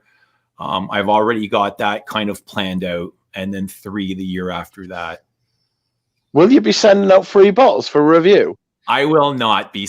You know, there's definitely friends that I will be sending stuff, but it won't be sending. So that's like me and Galen. That's me and Galen ruled out then, is it? We won't be getting free stuff. Yeah. I've actually received a free bottle from a brand, even though I did tell them before they sent it that I don't review perfumes. But he was more of a mate, really. Are you gonna tell us who it was? Oh, it was Mo from Kajal. Okay. He sent us a bottle of Lamar. I actually met Mo in Toronto last winter. Yeah, he's proper sound, Mo. He's really nice. Like I talk to Mo, like not just about perfumes either. I've just gotten to know him a bit. He's really sound. It's what one did he send us? I can't remember the one he sent us, but the one I bought was Warwick. Geordie's always sound drunk, even when if sober, as if I'm fucking sober. The fucking it's the one I bought was Warwick, and it smells like saffron in a not in a frying pan, but like it smells like saffron in the process of being like used for food. Do you know what I mean? Like prepared saffron. There's like an appley tinge to it. I'm also looking at buying Solage from them as well, so that's nice. Like, I've never been sent anything for free. It is flattering when like people send you shit for free. It is. I can see. I can understand. And considering that you don't have, a channel to influence people, it says a lot. Yeah. About you. Yeah. It says a lot. It says a lot that he sent us. I was really like, I was more like, I was like, Mo, I'll give you money. I was like, I'll give money to charity if you won't take it. He was like, no. I was like, well, why are you sending us it? And he was like, it's just because it's you. And I was like, oh, fucking hell. Do you know what I mean? I was like, Jesus God, I don't know how to take that. So I was like, that was very, very nice of him. He's just a nice bloke. He's a nice bloke, Mo. Yeah, really nice guy. But yes, I'm fucking, I'm getting up. I'm going to have a look at me, at my not me winter fragrances, what's the other one? What's not winter? Spring, Eugene, summer fragrances. What do you think Rich is wearing right now? I think he's in his actually just white underwear. No, it's actually turquoise. That's literally all I'm wearing. I don't think he's wearing a shirt. I think he's probably got a hairy chest to keep him warm. A little bit.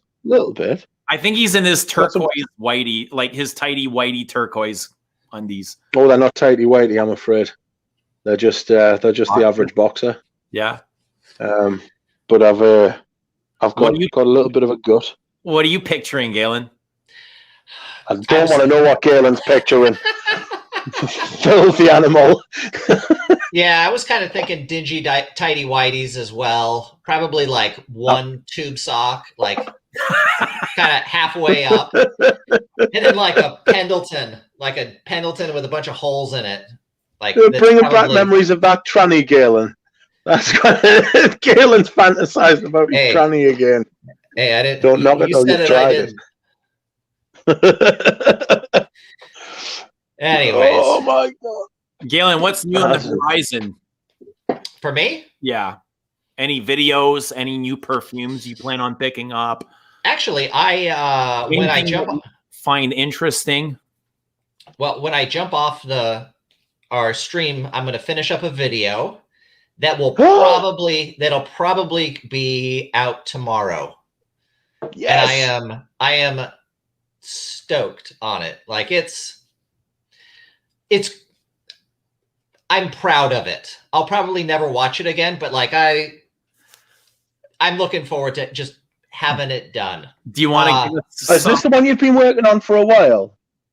Yeah, it's been a couple weeks. Do you want to give us some sneak peek or tell us kind of what it's about?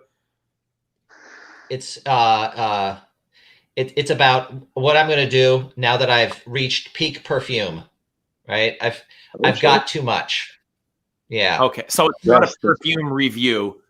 No, it's not a perfume review. Okay. I enjoy those kind of videos. So we got 102 viewers. Guys, I'm sure a lot of you are subscribed to Galen. If you're not, please do. Can somebody drop a link to his channel? His channel is called The AETHEREALIST. And he made The AETHEREALIST. Yeah. the etherealist. What does that mean? Tell people what that means. Well, we always use the term ethereal, right? Right. To describe perfumes, right? It's like got it's like the air of the gods. So it would be someone that has professed their love for the air of the gods. Ooh, that's fancy. And then there's also, you know, the kind of like alchemy elements of the word ethereal, you know, kind of like the. Anyways, yeah, that's the basic idea behind it. I didn't want any sort of pun sort of name. There's enough of those already. If I can find my own video, I'll drop the link. But this is always so complicated. Oh, here we go. Okay, so I'm going to drop the link to Galen's channel.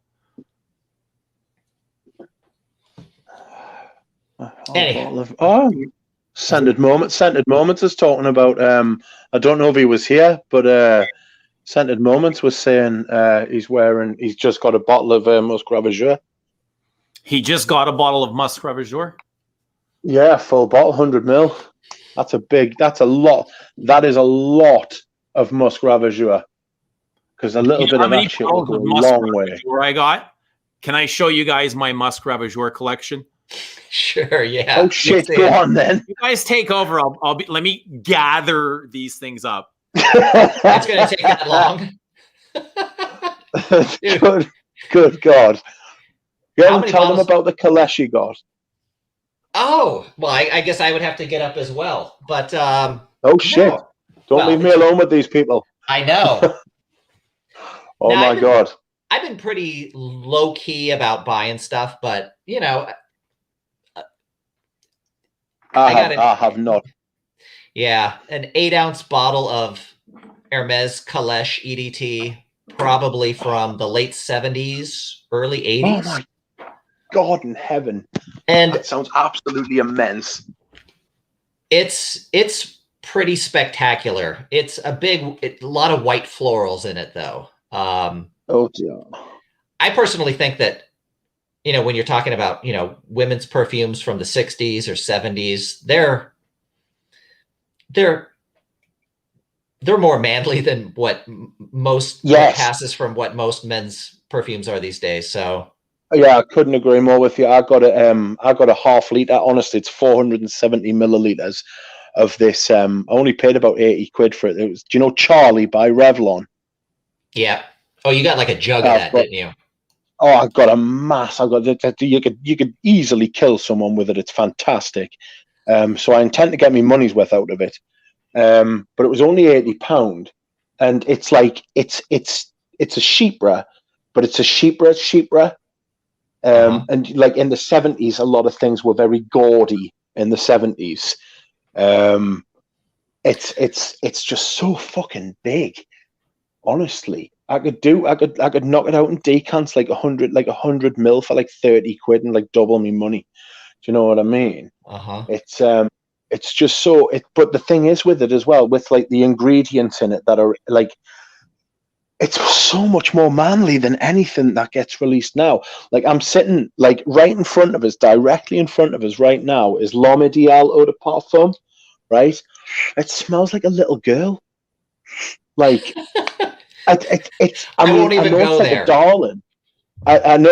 Like it smells like it's cherry and almond and it's sweet and it's lovely and it's nice. And I'm thinking to myself, what the fuck was I thinking buying that?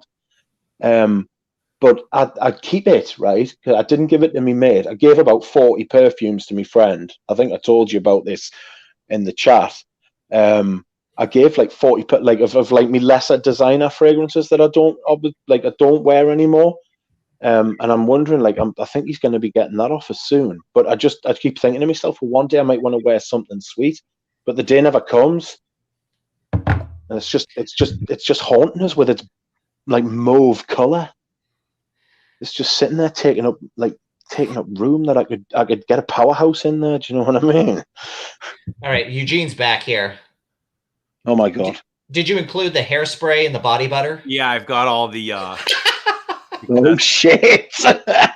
Galen, are you familiar with Musk Ravageur? Yeah. Do you own a bottle? I do not. I've got samples, including one that you sent to me. Okay. Yeah. What do you think of it? And it, regardless if you hate it or love it, means nothing to me. You know, I've warmed up to it. It's it seems like a very metallic cream soda. That was my first impressions of it when I first tried Musk Ravageur. But I like it. You like it. Okay. So when I first, we're going back probably, you know, 6, 7, 8. I can't remember exactly 8 years. I remember first reading about Musk Ravageur on the forums. You know, it smells like sex in the bottle. Yeah, they had all these comparisons, and I was like, I got to smell this. Like, I got to drive into Toronto, which at the time was like an hour away. So it was a big deal for me to go into Toronto. It's not anymore because I know Perfumes there. So knowing that I'm going to go to Perfumes makes the drive so much shorter. So I had packed the family in the minivan and drove down to Toronto and ran inside the shop. And the guy sprayed some Musk Ravageur for me. And like instantly I was like, oh my God. Oh, like, what is this? This gorgeous elixir. But it was $220 or so back, the 50 ml. And I was like, I've never spent so much money on a perfume. Yeah.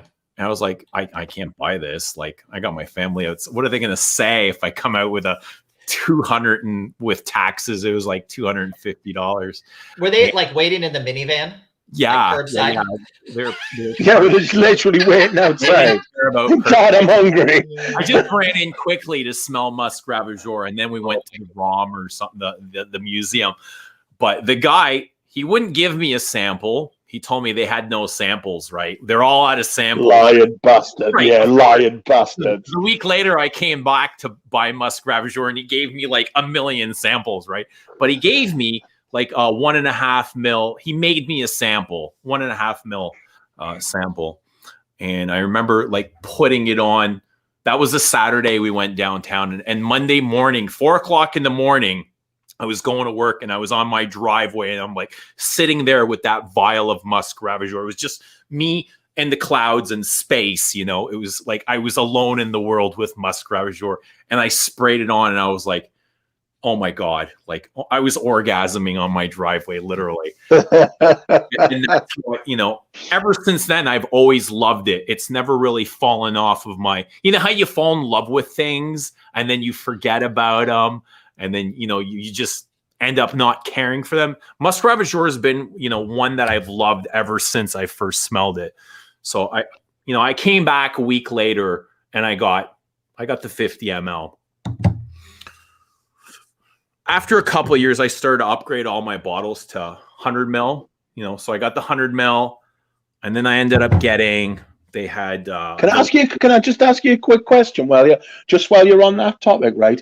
Do you feel like if you buy a 50 mil fragrance, right? No, let's say like you've got like the collection of like 100 mils, and I want 100 mils. You want 100 mils of everything. So absolutely. Say if you had 3, say if you originally, I must admit I get a little bit like that sometimes. The 50 mil bottles. The 50 mil bottles from Frederick Mall are really puny. Like, they look small, don't they? Yeah, I've got mine. I've got one right here, and it's like they feel small in the hand. But yeah, I did smell Shalimar before trying Musk Ravageur. And here we have in Canada, we have these drugstores, and they've got these beauty boutique sections in them that sell, you know, high end designers. And Shalimar was in there.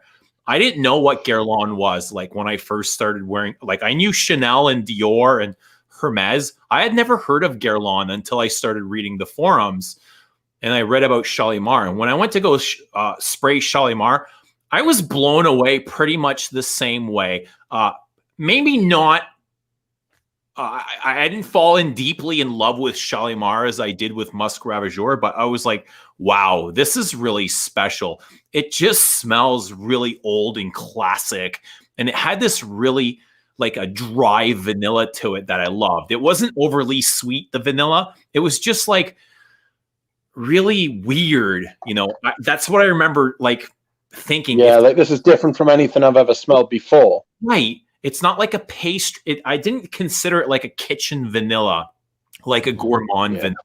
I just remember it being really dry. And that was probably the leather at the time. I didn't know what that leather was, but I was like, wow, this is so beautiful. It's like regal. On that topic, right? What is the fragrance that has blown you away and like changed like your outlook on what was like? Because I know what it is for me. What was the perfume that changed your outlook on what perfume could be for you? I think it was L'Or Bleu. Right. So I've shot on L'Or Bleu for you. Which is earlier on when we're talking about it for me. But for me, L'Or Bleu was more than just a perfume. It was a mood. It completely changed my mood. It was just so very melancholy. And I get the whole the night hour, the blue hour, you know, when you're sitting. The blue hour to me is a very melancholy. And then when I wear L'Or Bleu, I get the feeling of, you know, it's raining outside. I'm stuck in my house and I'm staring out the window and I can see the little raindrops. They're hitting the window and it's, you know, it's gray outside and it's dreary and it's moody and I'm just, you know, stuck there in my own thoughts, staring out the window. That's how I feel when I wear L'Or Bleu. The perfume that changed my opinion about what perfume could be was Amber Sultan. Amber Sultan. The first time I smelled Amber Sultan, I was like, Christ, I'm having a bottle of that. I was like, I have never smelled anything remotely like Amber Sultan before. It seems so tame now compared to some of the other stuff I've got. You know what I mean? It seems like, but I still love it. It'll always have that moment. I will always have that moment standing in House of Fraser at the desk when Jonathan, the sales associate, stood with us and said, "Oh yeah, try this. You might like it." I was like, "Well, I like warm." He was like, "It's a warm fragrance." He said for some reason he was like, "A lot of Chinese people like it." I was like, "Oh well, I'm big into like I'm a bit of a cynophile, so I was like, I like Chinese like culture and that." I was like, "Give us a spray, put it on," and it was just like honestly, it transported us. It was like you were saying with L'Or Bleu, it was like everything changed. There was a before Amber Sultan and there was an Amber after Amber Sultan. How about you? Know what I mean? What was a game changer for you? What blew your pants off? Yes. And guys in the comments, feel free to add. I'd love to know what everybody else found as a game changer.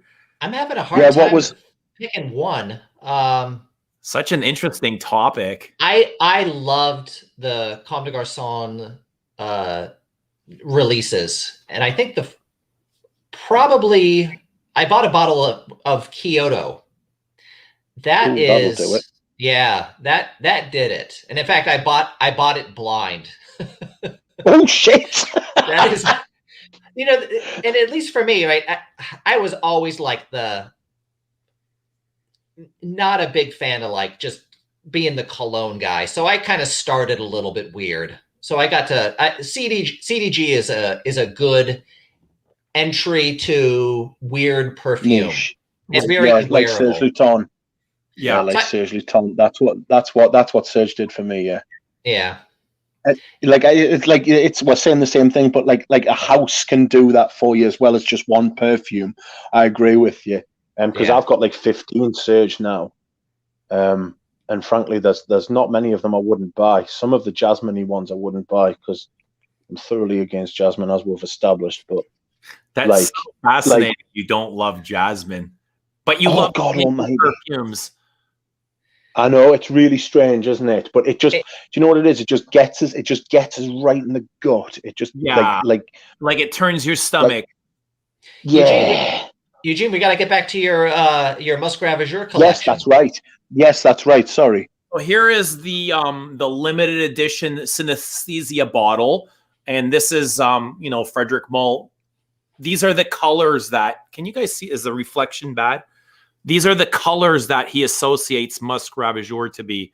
So it's almost like, you know, I kind of see the cinnamon here. It's like a darker red, and then you got a darker brown at the top. I see, you know, I see more brown Musk Ravageur when I wear it. It's furry, musky, and a really dark ambery vanilla. So I see this color when I wear Musk Ravageur more than the cinnamon red.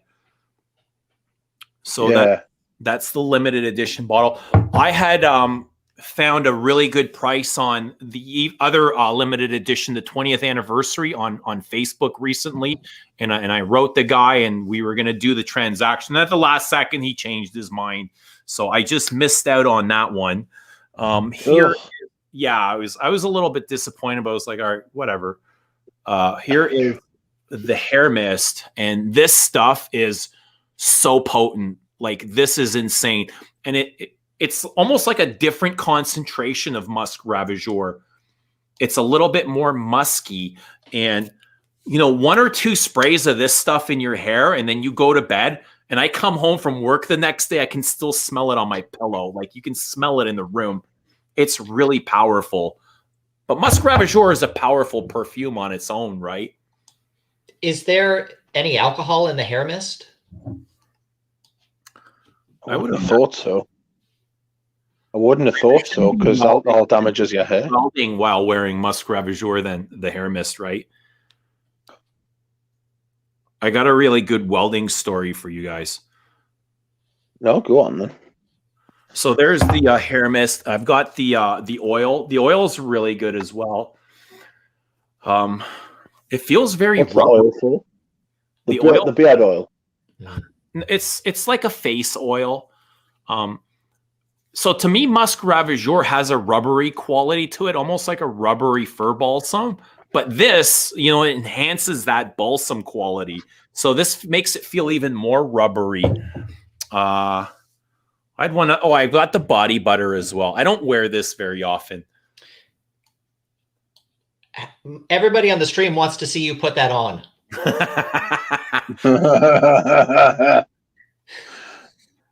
Go ahead. It's okay. We're your friends. Yeah, that's right. We're all friends. Yeah.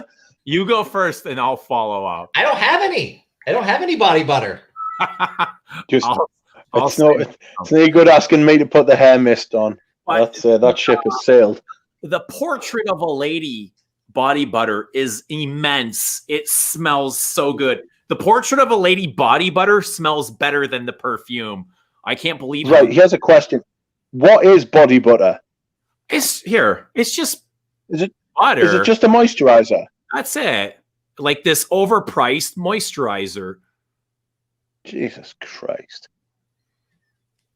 That's like I've got a friend called Trudy, and she said she's about 61, and she grew up around a lot of perfumes and stuff when she was younger, and she said it's no good just wearing eau de toilettes and eau de parfums. What you've got to do is you've got to use the moisturizer, you've got to use the soaps, and you've got to use hair mists, I suppose, and body butters and all that sort of thing. And then at the end of that whole process, then you apply the eau de toilette or the eau de parfum. That lasts me all day. I mean, yeah, well, that's it. You see, that's what the culture has become. She was telling me that's not what the culture was. That this is what the culture has become. Do you know what I mean? Like where you just wake up and just throw on a fragrance rather than just bathing in the stuff beforehand. There's references of Musk Ravageur smelling like cat piss in the comments, and to me, I've never got an association with piss.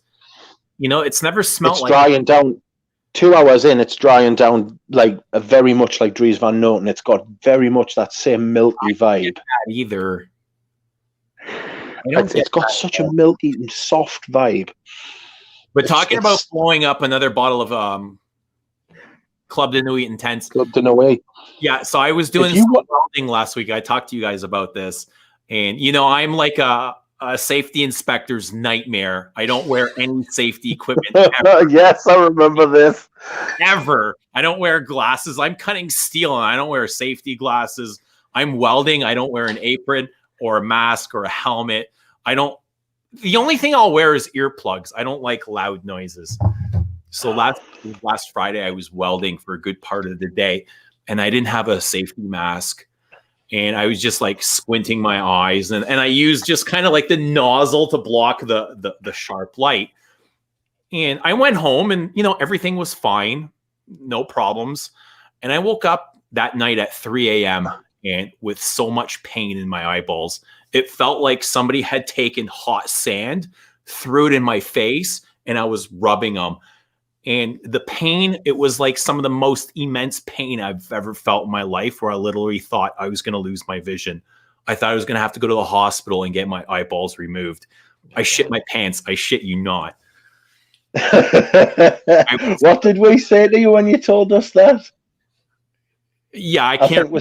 I think we said something along the lines of "Good, don't do it again." I'll never do it again. God. So I went. I just went in the bathtub and I ran cold water, and I took a cup and I just kept washing my eyes out. And I was in there for about an hour, and it felt better. But I was horrified. I was so scared I was going to lose my vision. I'm being like, who the fuck does take care of me? Like, exactly. Yeah. You'd be completely, I would be useless. I wouldn't be able to. The thing is as well, you've got dependents. You know what I mean? You've got people who depend on you. Absolutely. That was the point I thought I was trying to make anyway. I thought I was trying to make that point. Whether I actually did or not, another matter. But it's just, as you say, as you get older, it's not just all about you anymore, is it? You know what I mean? It's a fucking hard one to grasp, that, especially for men.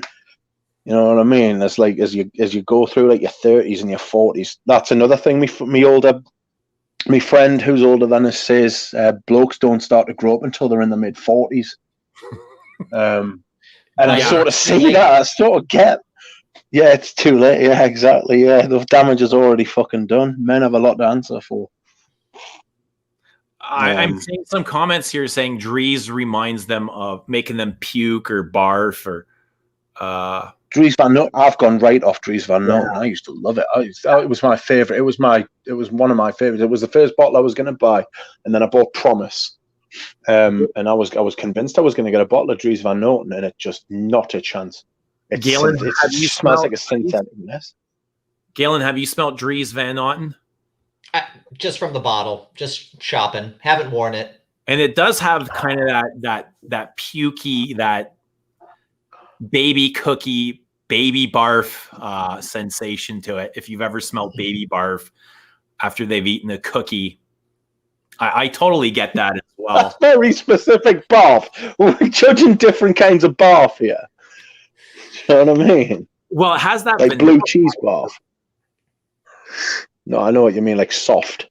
But I guess it's not particularly rancid. If you overwear anything, you just get sick of it. Yeah. It's Dries Van Noten. No, I think it smells like it. It smells like something trying to smell like something. It just doesn't. The sandalwood in it isn't sandalwood. It's got the same dry down as Black Phantom by Killian. You know what? And I have zero reference to most Killians. When people talk about Killian, I have no interest. I have no idea what they. The only ones I'm familiar with is like Back to Black and the Rose Oud. That's literally it. I don't know what any of the Killians smell like.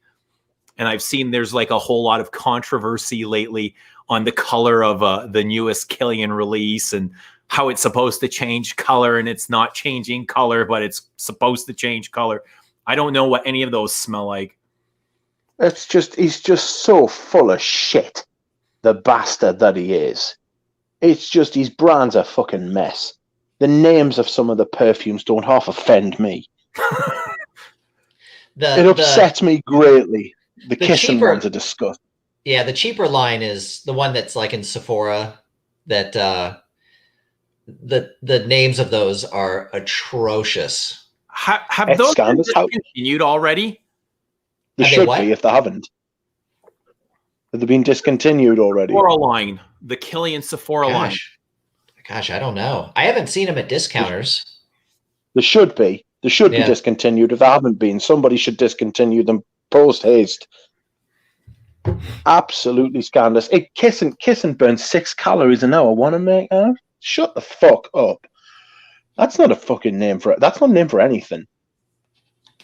Absolutely scandalous. That's what happens when you grow up in a rich family. Galen, have you smelled this? Is that Diaghilev? Yeah.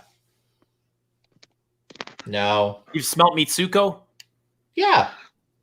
You're familiar with Diaghilev then. All right. Fair enough. I mean, they're very, very similar. Diaghilev is just like at a really good quality. Not to say Mitsuko Parfum isn't. Yeah. Do you think it's fair to say that Roger stole the Girl on cookbook when he left? Well, there's a lot of coincidences if he didn't. Yeah. He took that cookbook. That's what he did on the way out. He copied that recipes and just thank you, fuck you, bye is what he did. I wouldn't say exactly like that. I think on a lot of those he probably improved. The materials he put more money. Yeah, are really compared good. to the recent ones. Yeah, they're really good. I think if anything, I've got he probably improved them. I've got two of the Parfums cologne. And I'm just so unimpressed. Scandal and Danger. And I don't know whether it's because I've got all the old perfumes with all those ingredients in that he can't use, so it's an unfair comparison. Do you know what I mean? Is he IFRA compliant? Oh, I'm sure. Yeah. Yep. Because he is, it seems like he uses a high quality of naturals in his perfumes. I don't think he uses a high quality of naturals. I think he uses a high quality of synthetics. Okay, to make it smell like high quality. Yes, agree. And I'm totally okay if they are synthetics or naturals. It doesn't matter to me as long as they don't smell synthetic and they don't give me a headache. That's all I'm worried about. Yeah, I would say that he uses. I think he uses like a very high quality whatever he's using.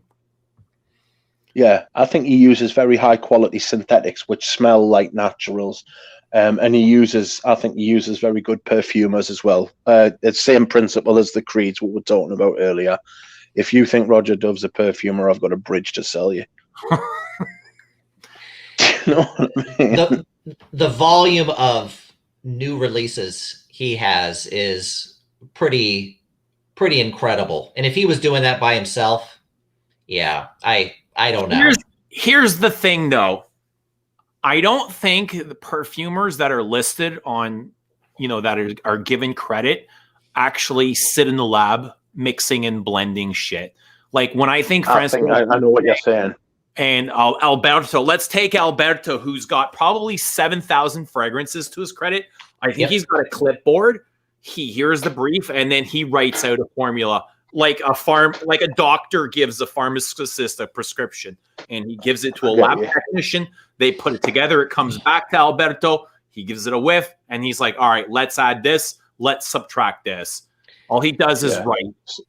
It's like I say about, well, I'll tell you what, sorry, Galen, I'll tell you what my theory is about perfumes. I think a lot of modern perfumery, especially Dior, is AI generated. I think almost all modern not high end, but designer perfumery is made by artificial intelligence with a brief, and I think that the perfumers are now nothing more than chemical engineers like Demachi at Dior. Do you think AI is smart enough to incorporate emotion into a perfume? Well, all you've got to do is look at the state of the perfume industry to know that. That what they do is they are fed, the AI is fed data, what sells. These are certain that give it certain rules, right? And like, don't cross this with this, don't use this with this, do use this with this, and it will come back and say, ... here's what you have to do to put it into a perfumer. Francois Demachi goes out and says, right, well, I know chemicals that'll do this, that, and the other. And he, like you say, he's the pharmacist, and he's the AI is the architect, and the perfumer, in inverted commas, their quotes, is like the builder, the actual contractor who builds the perfume. That's what I think happens. I think that happens at a lot of brands because one, it's cheaper, so you know that it's got more credence if it's fucking cheaper. And fucking you can include emotion in any perfume by adding LOD. I find a lot of the recent Dior's emotionless.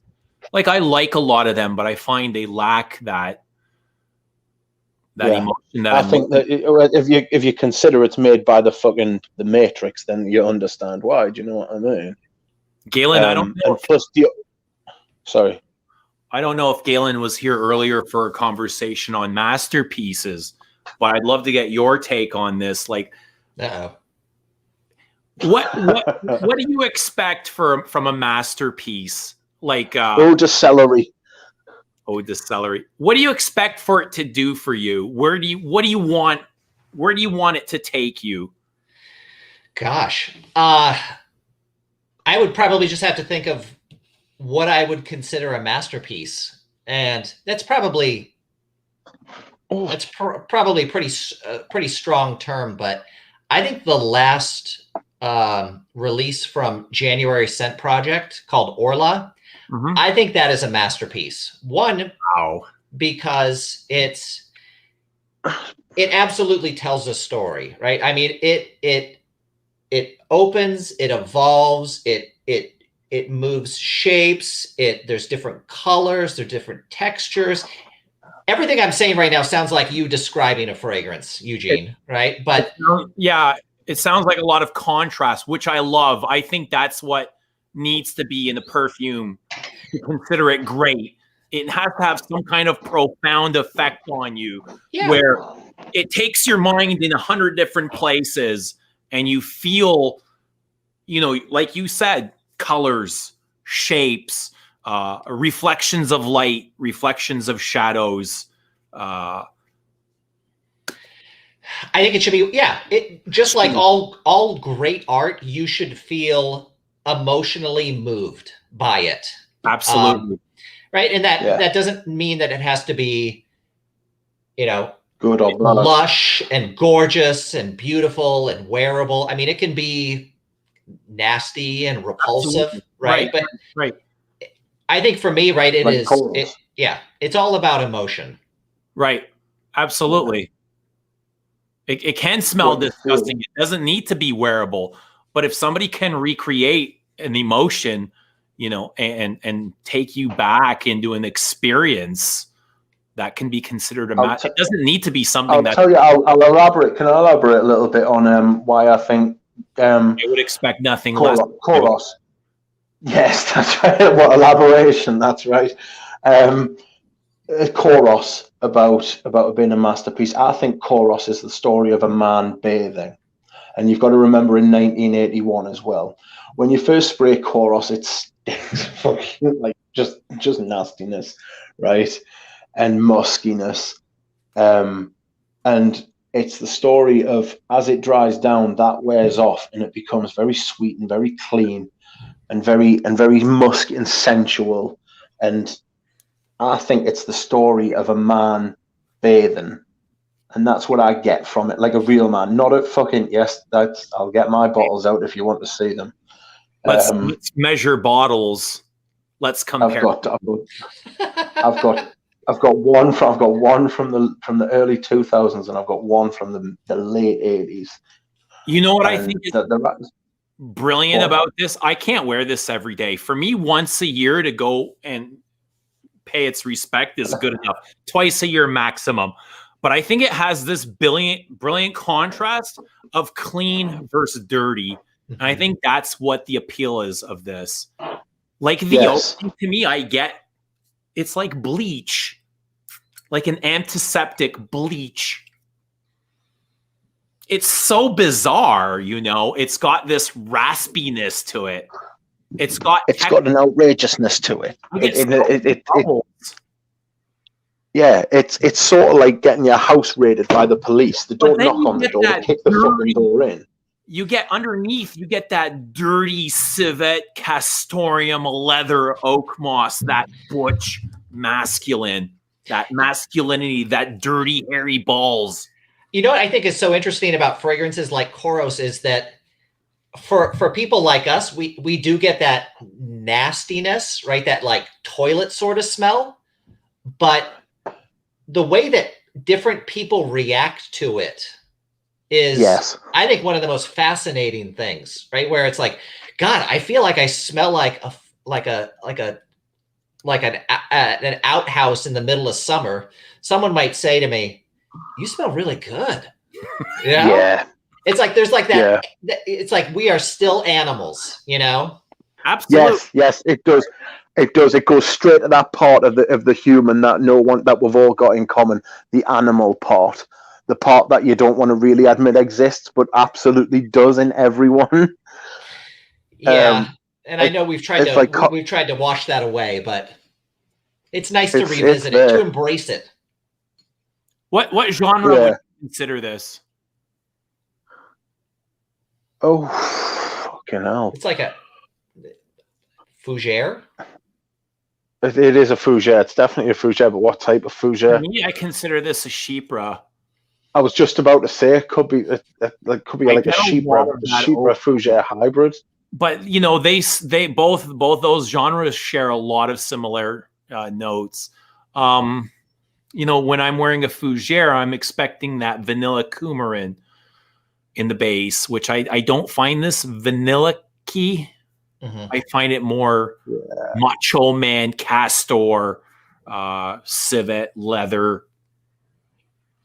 Weird. Yeah. It's this really weird contrast. I think the color of the bottle, they've nailed it, because this is the color I see. Very clean. It's almost like scrubbing a toilet, you know, with bleach and soapy bubbles.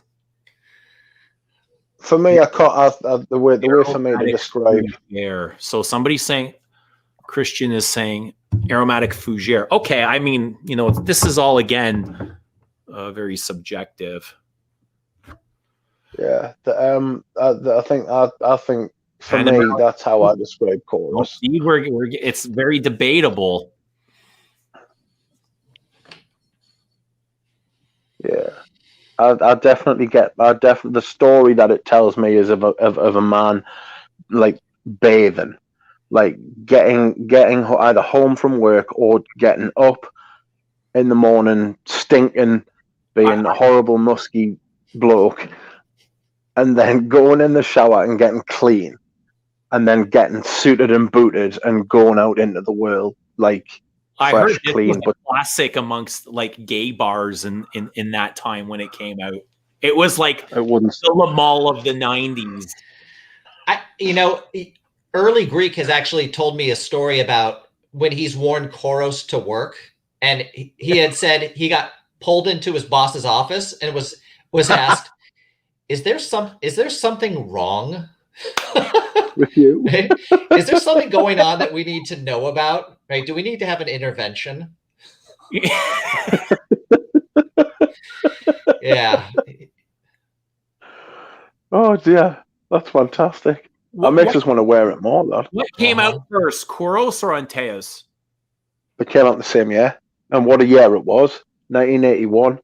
Yeah, early 80s, right? They both came out in the early 80s. 81, yeah. See, I get a lot of similarities between them, but to me, you know, Antaeus, they're both very dark perfumes, but here, Antaeus is to me darker. Like visually, it's darker. Is that not just the bottle? Maybe it's it's tied in. Maybe it's like because when you see the bottle, because I firmly believe as well a bottle will affect your opinion of a perfume. But Antaeus is also much greener. They both got open, but I can see the green in Antaeus. Yeah, I would say Antaeus is greener. I don't get green from KOUROS. Even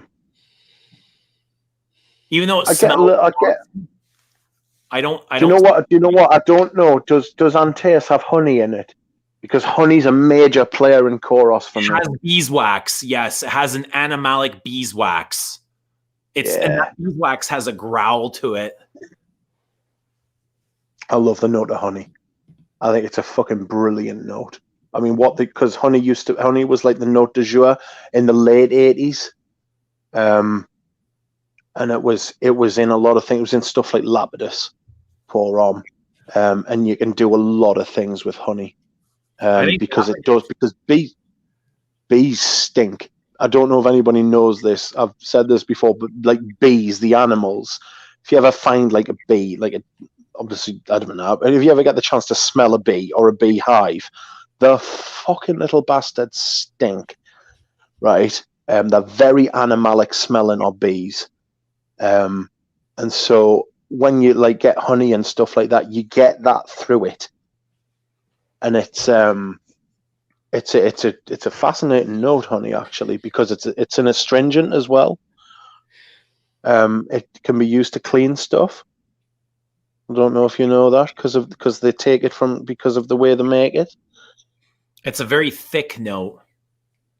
Yes, thick. Thick. I'll tell you what else it's in, Eugene. Pavarotti pour on. Rich Mitch is trying to sell Pavarotti to me, not personally, but wanting me to buy it for months. Who wouldn't want to smell like Pavarotti? Well, who wouldn't want to smell like Pavarotti? That's quite right. But did Pavarotti wear it? That's the thing about celebrity fragrances, right? Well, didn't he own the brand? Was the brand not his? Oh, I'm sure I think it was probably. It was part of like something. We did it in conjunction. What about Eau de Hermes? What do you guys think about Eau de Hermes? I'm not a big fan, if I'm honest. It's probably my favorite fragrance. If I had to, I'm just finding you up. I didn't think you'd take it seriously. Between the two of you, who has more bottles of Eau de Hermes? Between you, you two, and Thomas, who has the most bottles? Thomas is. I don't actually have a bottle of Eau de Hermes. It'd be if Thomas. I was going to get a bottle, it'd be Thomas. Yeah, Thomas has got a lot of Eau de Hermes, I believe. I've got two 200 ml bottles, right? No, I've got one that's from 99. It's one of those ones that's in like the Baccarat, like the crystal bottle boss, the tenner Pavarotti. And then one with like the copper caps, I think from the early 2000s. So I'm stocked on Eau de Hermes right now. Thomas has like 1,000 mils though. Yeah. Thomas has got like a liter of that stuff, and he wants more. It's a beautiful thing. I love it. I think it is. It's a heartwarming tale. I only have the current Eau de Hermes, and I think it's brilliant. I can't even imagine what vintage is like how rich it is, or what it smells like, or what it does for you, or the contrasts even. Vintage has always had a nicer contrast for me. Like the contrast in KOUROS is insane. Like you can feel them. Your nose, your nose has fingers and can feel the contrast. Stephen Sproat describes it as definition. Eau de Hermes? No, just like vintage perfumes, like how notes are more defined. Yeah, absolutely. Between them, like it's like watching HD compared to SD standard definition. Right. Like, sorry, Galen, were you going to say something? Yeah. Fibers inside. No, I was just going to say that it's hard to believe that bottles from the late 90s, early 2000s are vintage, right? Like we had a vintage night at one of our niche perfumeries here last year, and when I was talking to her about it, she's like, "Oh, well, a bottle from 2004, we could probably consider that vintage." So, Jesus Christ! Surely that's Jesus. That's an appalling statement. Well, things have certainly changed in the last 15 years, right? And if you're talking about 25 years, I mean that's quarter of a century. That's even longer. Yeah. Oh my God. I know. We're old, man. It just makes us feel old. That's all. It's long for an old man. I'm only 35. I'm 36 this year. How the fuck did that happen? So, Eugene, when you were talking about like vintage Eau de Hermes, I mean, the oldest one I've smelled is 23 years old. I mean, it is gorgeous, but I can't imagine what a well-preserved one from the 50s would smell like. That would be interesting. So are you familiar with modern Eau de Hermes? Like today's? I think the newest one that I've tried is probably about 10 years old. I'm sure it's still fine. I think it's great. I have no complaints. I don't know what the older ones smell like, and I love the modern, whatever it is today. Actually, I remember one of your Hermes videos that Maria was rating. You know, she was going through and doing it like rating. She loved that, I was like going, yes. Yeah, she did, and I'm surprised because it does have a little bit of that contrast of skank. It's very citrusy. And what is it? The leather in it that's skanky? Yeah. Gooman. You know, it's a really interesting perfume because it feels light, but when you look at the note breakdown, there's like a million things in there. Yeah. It is. Yeah, that's exactly what I was thinking about when we were talking about, you know, vintage, right? You know, like a vintage amber, or, you know, those are going to be far different than what a fragrance like Eau de Hermes would smell like, because there is this kind of there is a lightness and airiness to it, right? But the contrast there is so stark, right? It's almost like resinous without resins being in there. That's the feeling I get. It's like a contrast of the citrus and leathers, where it's like it's quite abrasive actually, but so smooth at the same time. Yeah, I've said it before. I'm sure that this would offend many big fans of Jean-Claude Elena, but I feel like Eau de Hermes was the template for almost everything that he did after, God, maybe even like the Bulgari Haute Verte. I agree with that statement 1,000,000%. I think it was kind of what launched his declaration. His declaration was taken after Eau de Hermes. Yeah. Yeah. And Declaration is his masterpiece. It's Jean-Claude Elena's masterpiece. I love Declaration. I love Declaration. If you want this stream to go on for another 2 hours, you could probably just I'm going to guess that the comments are going to blow up here in about 90 seconds. Why? What's wrong with Declaration? I think it's a brilliant perfume. It's very versatile. You can wear it like any time of the year. It's fresh enough for the summer, but it's deep enough for the colder weather. You know, it's got the woody elements. It's got green elements. It's spicy, raspy, very dry. Yeah. It's like a dry wine almost. Yeah. I think like fragrances like, you know, I know we were talking about KOUROS kind of bringing out that, right, kind of tapping into that animal, you know, that animal side of our brains. Absolutely. I think that Declaration and Eau de Hermes do that as well, right? In a very subtle and very smart way. It has that sweaty BO effect. The cumin brings out the BO. Yeah. Which is weird. Like, they smell like BO. What is it with these dirty notes that we're so drawn to? Because they're real. Because they're like they're real. That like humans have always smelled like that. And it's only recently, I mean, literally, it's only in like the last 150 years that humans have started smelling pretty. Yeah, bathing. Yeah, essentially, yeah. Even, I mean, there was no deodorant like or so 80 years ago. Right. Yeah. So these things hit bits of your brain that you don't know you've got. Do you know what I mean? And it appeals to it goes past sense. It goes past the front part of your brain where you make executive decisions and goes straight to the animal part of your brain. Yeah, that there's just gets stimulated at the same time, right? Something you know that you shouldn't speak of. Yes, exactly. Like forbidden.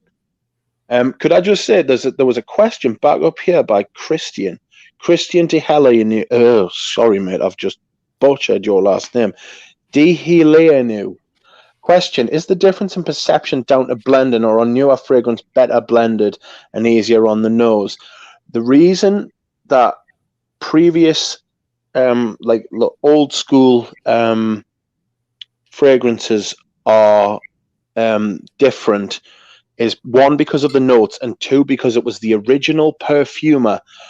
That's how he made it, right? The problem with reformulations is that you will find it is never the original perfumer who does the reformulation. That's what's so good about Chanel, because they reformulate their own fragrances. If Olivia Polge makes a fragrance, in 10 years' time, he'll still be at Chanel to reformulate it. And that's why Chanel's reformulations hold up better than that's why reformulations hold up better for Chanel than they do for other brands, because it's the original perfumer who does the reformulations, and it's usually a junior perfumer, like a trainee who's given what they would assume was a relatively easy task to reformulate a perfume, because all the work's done. You just can't use that, so use something else. That's why reformulations are poorer than their original counterparts, in my opinion. You have to find a very good brand, and that's why Chanel's have held up brilliantly. If you've ever smelled a vintage Antaeus, you got to remember, Chanel's got a ton of money to spend on that kind of stuff too, right? Yeah, but most niche brands, they don't. Yeah, well, the thing is with Chanel as well, is they're very protective of that brand. And what they will do is protect that name. Yeah. Sorry? They spend money to protect their name and their products. Exactly. They spend their money. They spend the money to protect it. And what they do is they keep everything in-house. And so you've got Christopher Sheldrake, who's been there for 15 years now. He sources the ingredients, and he makes sure that all the ingredients are fucking up to spec. And then they've got Olivia Polge, and he helps Olivia Polge. I'm absolutely certain he helps Olivia Polge do the fragrances. And what they do is they work in tandem, and they're reworking their own ideas. So with Chanel, when they reformulate something, it's the same people reformulating as the people who came up with it. Right. And even the head perfumer there now, he's the son of the fucking former head perfumer. Do you know what I mean? Mm-hmm. I always preferred Dior to Chanel, but it's no longer the case. There's no point in fucking pissing in the wind. Chanel are better than Dior now, and this is from they've always been better. They've never been behind. Yeah. Well, no, I would never say they were behind, but I preferred Dior, and now I prefer Chanel. For their style. The Dior's just turned to shit. Basically, yeah. I think shit is a strong word. Like, let's say Oud Rosewood. I've been wearing it quite a bit lately. It's nice. I like it. I like it a lot, actually, but I don't think it's their best work. They're capable of much better work, and that's my problem with it. It's not that I think they're shit, but I think they're capable of putting out better stuff, and that's they've gone. I'm telling you now. I'm certain. Right now. Their priority is to move bottles, not to create art and to please enthusiasts like us. Yeah. Well, gentlemen, I think I'm going to bounce. You're done? Bounce. I think I am. You've been in for an hour and a half. Coming on. I really appreciate it. Thank you. I'm sure it's been nice to speak to you. It's good to see you. We can do this every so often, whenever you have time. That sounds good. Thanks for hosting this. Anytime. All right, guys. I'll talk to you soon. I can do it more often. Guys. Cheers, lad. See you later. We'll see you. Have a good night. See ya. And then there were two. Yeah. Again. All right. Oh, so what's Christian saying in the chat? I was thinking that the whole science has evolved so much that we can better blend and refine fragrance beyond what was available 30 or 40 years ago. Christian, progress is not assured.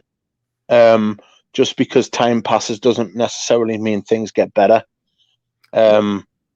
What do you think about the blending now compared to what it was 30 years ago? Doesn't exist now compared to what it was 30 years ago. But I would say that, yeah, blending. I would say that, wouldn't I? I'm on the side of Frederic Malle. Have you smelt Le Lion? And no, I haven't, but I'm dying to. You need to. If you're gonna criticize today's blending, smell Le Lion. But again, well, no, because I would make an exception. I would again make the exception for Chanel. They keep everything in house. Yeah, it's definitely special. Yeah, I was referring more to what you played. Do you know the video you played of Frederic Malle? Right. You know, yeah, that goes for. You can't group all perfumers. You can't throw them all in one box and say they're all useless. You know, there are perfumers that care about their craft and about honing it as well. It's definitely a skill. Yeah, I wouldn't throw them all in one box.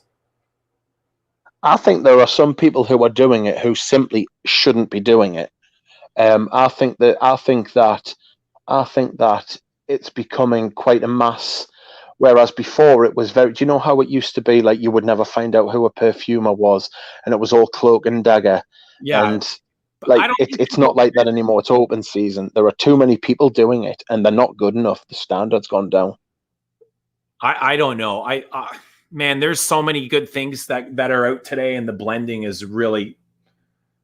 I actually think it got better. You know, with technology, some of it's gotten better. There's a lot of garbage you're going to find in the duty free, but I wouldn't classify all of it as garbage. And blending, I think the rise of the blending isn't specific to the concept of the perfume. Sure, they might smell like shit, but look at technically. I know we don't care for Dior Sauvage, but technically, I think it is amazing. The way the contrast bubble up on your skin. You know, the way it pops off skin, it's extremely smooth. The blending is perfect. I think it's some of Demaché's best work, actually. I mean, it's not a high bar. Forget about I'm talking just about. I would say Demaché's best work is probably Leather Oud. Conceptually, I would agree with you. Yeah, his best work for Dior. I would also say he did Fahrenheit Absolute as well. It's a flanker, right? I can't give him credit for any flankers, but I have a hard time believing that he was the nose behind Leather Oud, behind Oud Isfahan, behind what's the other one he did? Ombre Nuit. Yeah. That's I really struggle to believe it. I'll tell you one thing that really pisses me off about different than the things that he's doing today. Yeah, but I think we're going to apply the same principle as we did with Marias working for Jeremy. He's working to a brief. Sure. And the brief is that I think Dior have done the future of perfumery is China.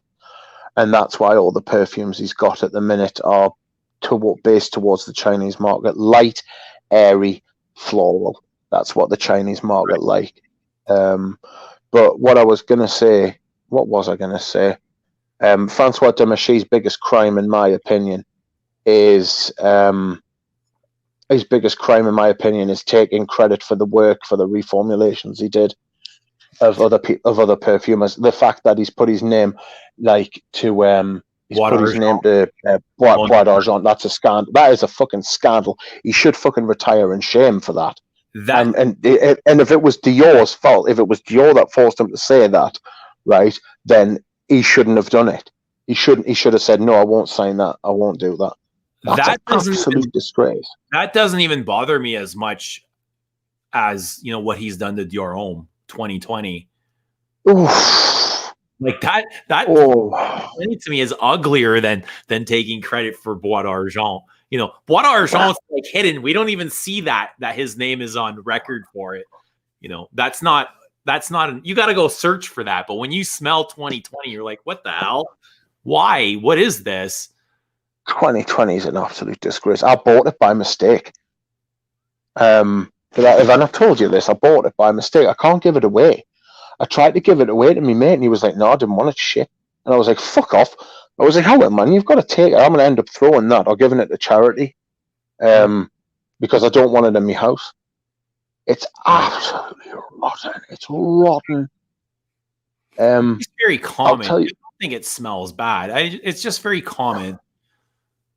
it's just, I do think it smells bad. Like the whole like chemical synthetic, like Sauvage. I really don't like Sauvage. Like, not Eau Sauvage. Eau Sauvage is beautiful. Sauvage is dreadful. It gives me a headache. It smells like toilet cleaner. It's got no it's got like, I don't get definition from it. I don't think it smells nice in the air. It's very soapy. It reminds me of soap bubbles. Yeah. Like fuzzy soap bubbles. You know, like the bubbles, the dirtiness at the bottom of your shower, that kind of soapy bubbles. Yeah. Like the scuzz. Scuzz. It's just, I mean, one day we're gonna get like fairy liquid for fucking men. Do you know what I mean? You're gonna get washing up liquid for men. Like, people are gonna be like, oh, like, I want to smell like me plates when they're in the fucking the dishwasher. You know what I mean? Because that's a nice smell. Doesn't mean I want to fucking smell like that, man. I think Minado's really good. You don't want to smell like things you can commonly find in your house or your place. You want to be inspired by something. You want to smell something new and creative. Yeah. You want to buy into a story. That's kind of the whole point. Yeah. Well, it is for us. Some people just want to smell nice. Who would you like? And it's like Frederick Moll's just kind of regurgitating the same old perfumers over. Actually, he's had a new one, Do the Moon. What's his name? Oh, fuck me. But Rasquinet. Who would you like to see Frederick Moll bring on? I'd love to see some new perfumers, you know? It's just the same names over and over and over again. Yeah, I agree. The quality always. I mean, we like good perfume. I mean, not to blow our own trumpets, but we don't tend to gravitate towards shit perfume, which a lot of people do. If I wanted them to bring in a new perfumer, I thought there's a couple. I mean, he could go with someone like Antoine Lee, who's never done a perfume for him before, but has made some outrageously good stuff. And like for different companies and stuff. He could, I mean, you know who I'm going to say next, don't you? Obviously, Christopher Sheldrake. Christopher Sheldrake got his hands on fucking Frederick Moll's like briefs. You know what I mean? If he was let loose to do what he wanted to do, he'd be really good. I don't want to say maybe it's Annick Minardo, because Annick Minardo, Annick Minardo. I'd like to see more female perfumers. That's who Backup Boss said. He's got Annick Minardo pinned to this screen. But somebody says Cecile Zarokian, who I see on Instagram. She's spending a lot of time at Amouage. She must be creating something for Amouage. Yeah, and I think she did the Epic for Amouage when it 12, 15 years ago. Was she not the name behind Epic, Man and Woman? Or at least one of them anyway. I'm not sure. I'd like to know who did Dear Man, because that's beautiful. That smells absolutely glorious. That's a floral I like. Peony. I quite like peony. So Moll said he likes Comme des Garçons, so Sheldrake and Buxton could be the future. Yeah, he also said he liked Le Labo, and I think that's more because they're under the same umbrella than because he really you can't shit. Yeah, you can't shit on them. I can't imagine like a purist like Moll loving Le Labo, you know. No disrespect, but the honest J Bone said Natalie Lawson, and I used to think NC said Natalie Lawson as well. Yes and no. I used to love really Natalie Lawson. Sorry? I think she's really... She's the name behind Le Labo's Queer and Another 13, right? I believe. Yeah, she is capable. She's capable of using synthetics really well. She did Encre Noir. She did all three of those. Which one? Encre Noir? So can you... Yeah, she did all... an open palette with, you know, no limits or restrictions on materials, what she can create. Like if she's creating this kind of things for Le Labo, what could she make for Frederic Malle? Like, yeah, I think she's becoming the in-house perfumer for Lancome. She's done a lot of their higher, you know, like Iris Dragees. She did like that line where the bottles are really nice. They use some good perfumers, but I don't necessarily think the perfumes are very nice, actually. Yeah, I don't like the perfumes either. It's like a gourmand exclusive line, which doesn't really suit my... I think they're very great. Sweet too. They're not for me though. It's like I can feel the sugar dripping down my teeth when I wear those. Yes, very sweet. I think the bottles are stunning though. Yes, the bottles are really nice. Annick Monado was great for Lolita Lempicka. I've got Lolita Lempicka. For more masculine, that's lovely. Jacques Polge can make them all. I don't know if Jacques Polge would. Yeah, is he still under contract with Chanel? Like, has he retired? I think it's probably like he's on a bound. Do you know what I mean? I bet they're still paying money, like a retainer, to not go to anyone else. Yeah, you think? I'd love he's probably with Frederic Malle. Like, I think that would be a brilliant perfume. Yeah. You know, he's just made so many great classics. But if you've watched an interview with Frederic Malle recently, he talked about like he doesn't want to recreate classics. He wants to start new classics. Right. Yeah. He's like, those days are gone. Like, why would I want to? It's an honorable thing. I was old. We're in a different era now. He's like, I have no interest in creating something that from another era, which I thought was interesting. I never imagined that was his mentality. It is. But if I could pick like anyone to perfume from all, I think it would be Jacques Polge. Maybe together with Sheldrake. Yes.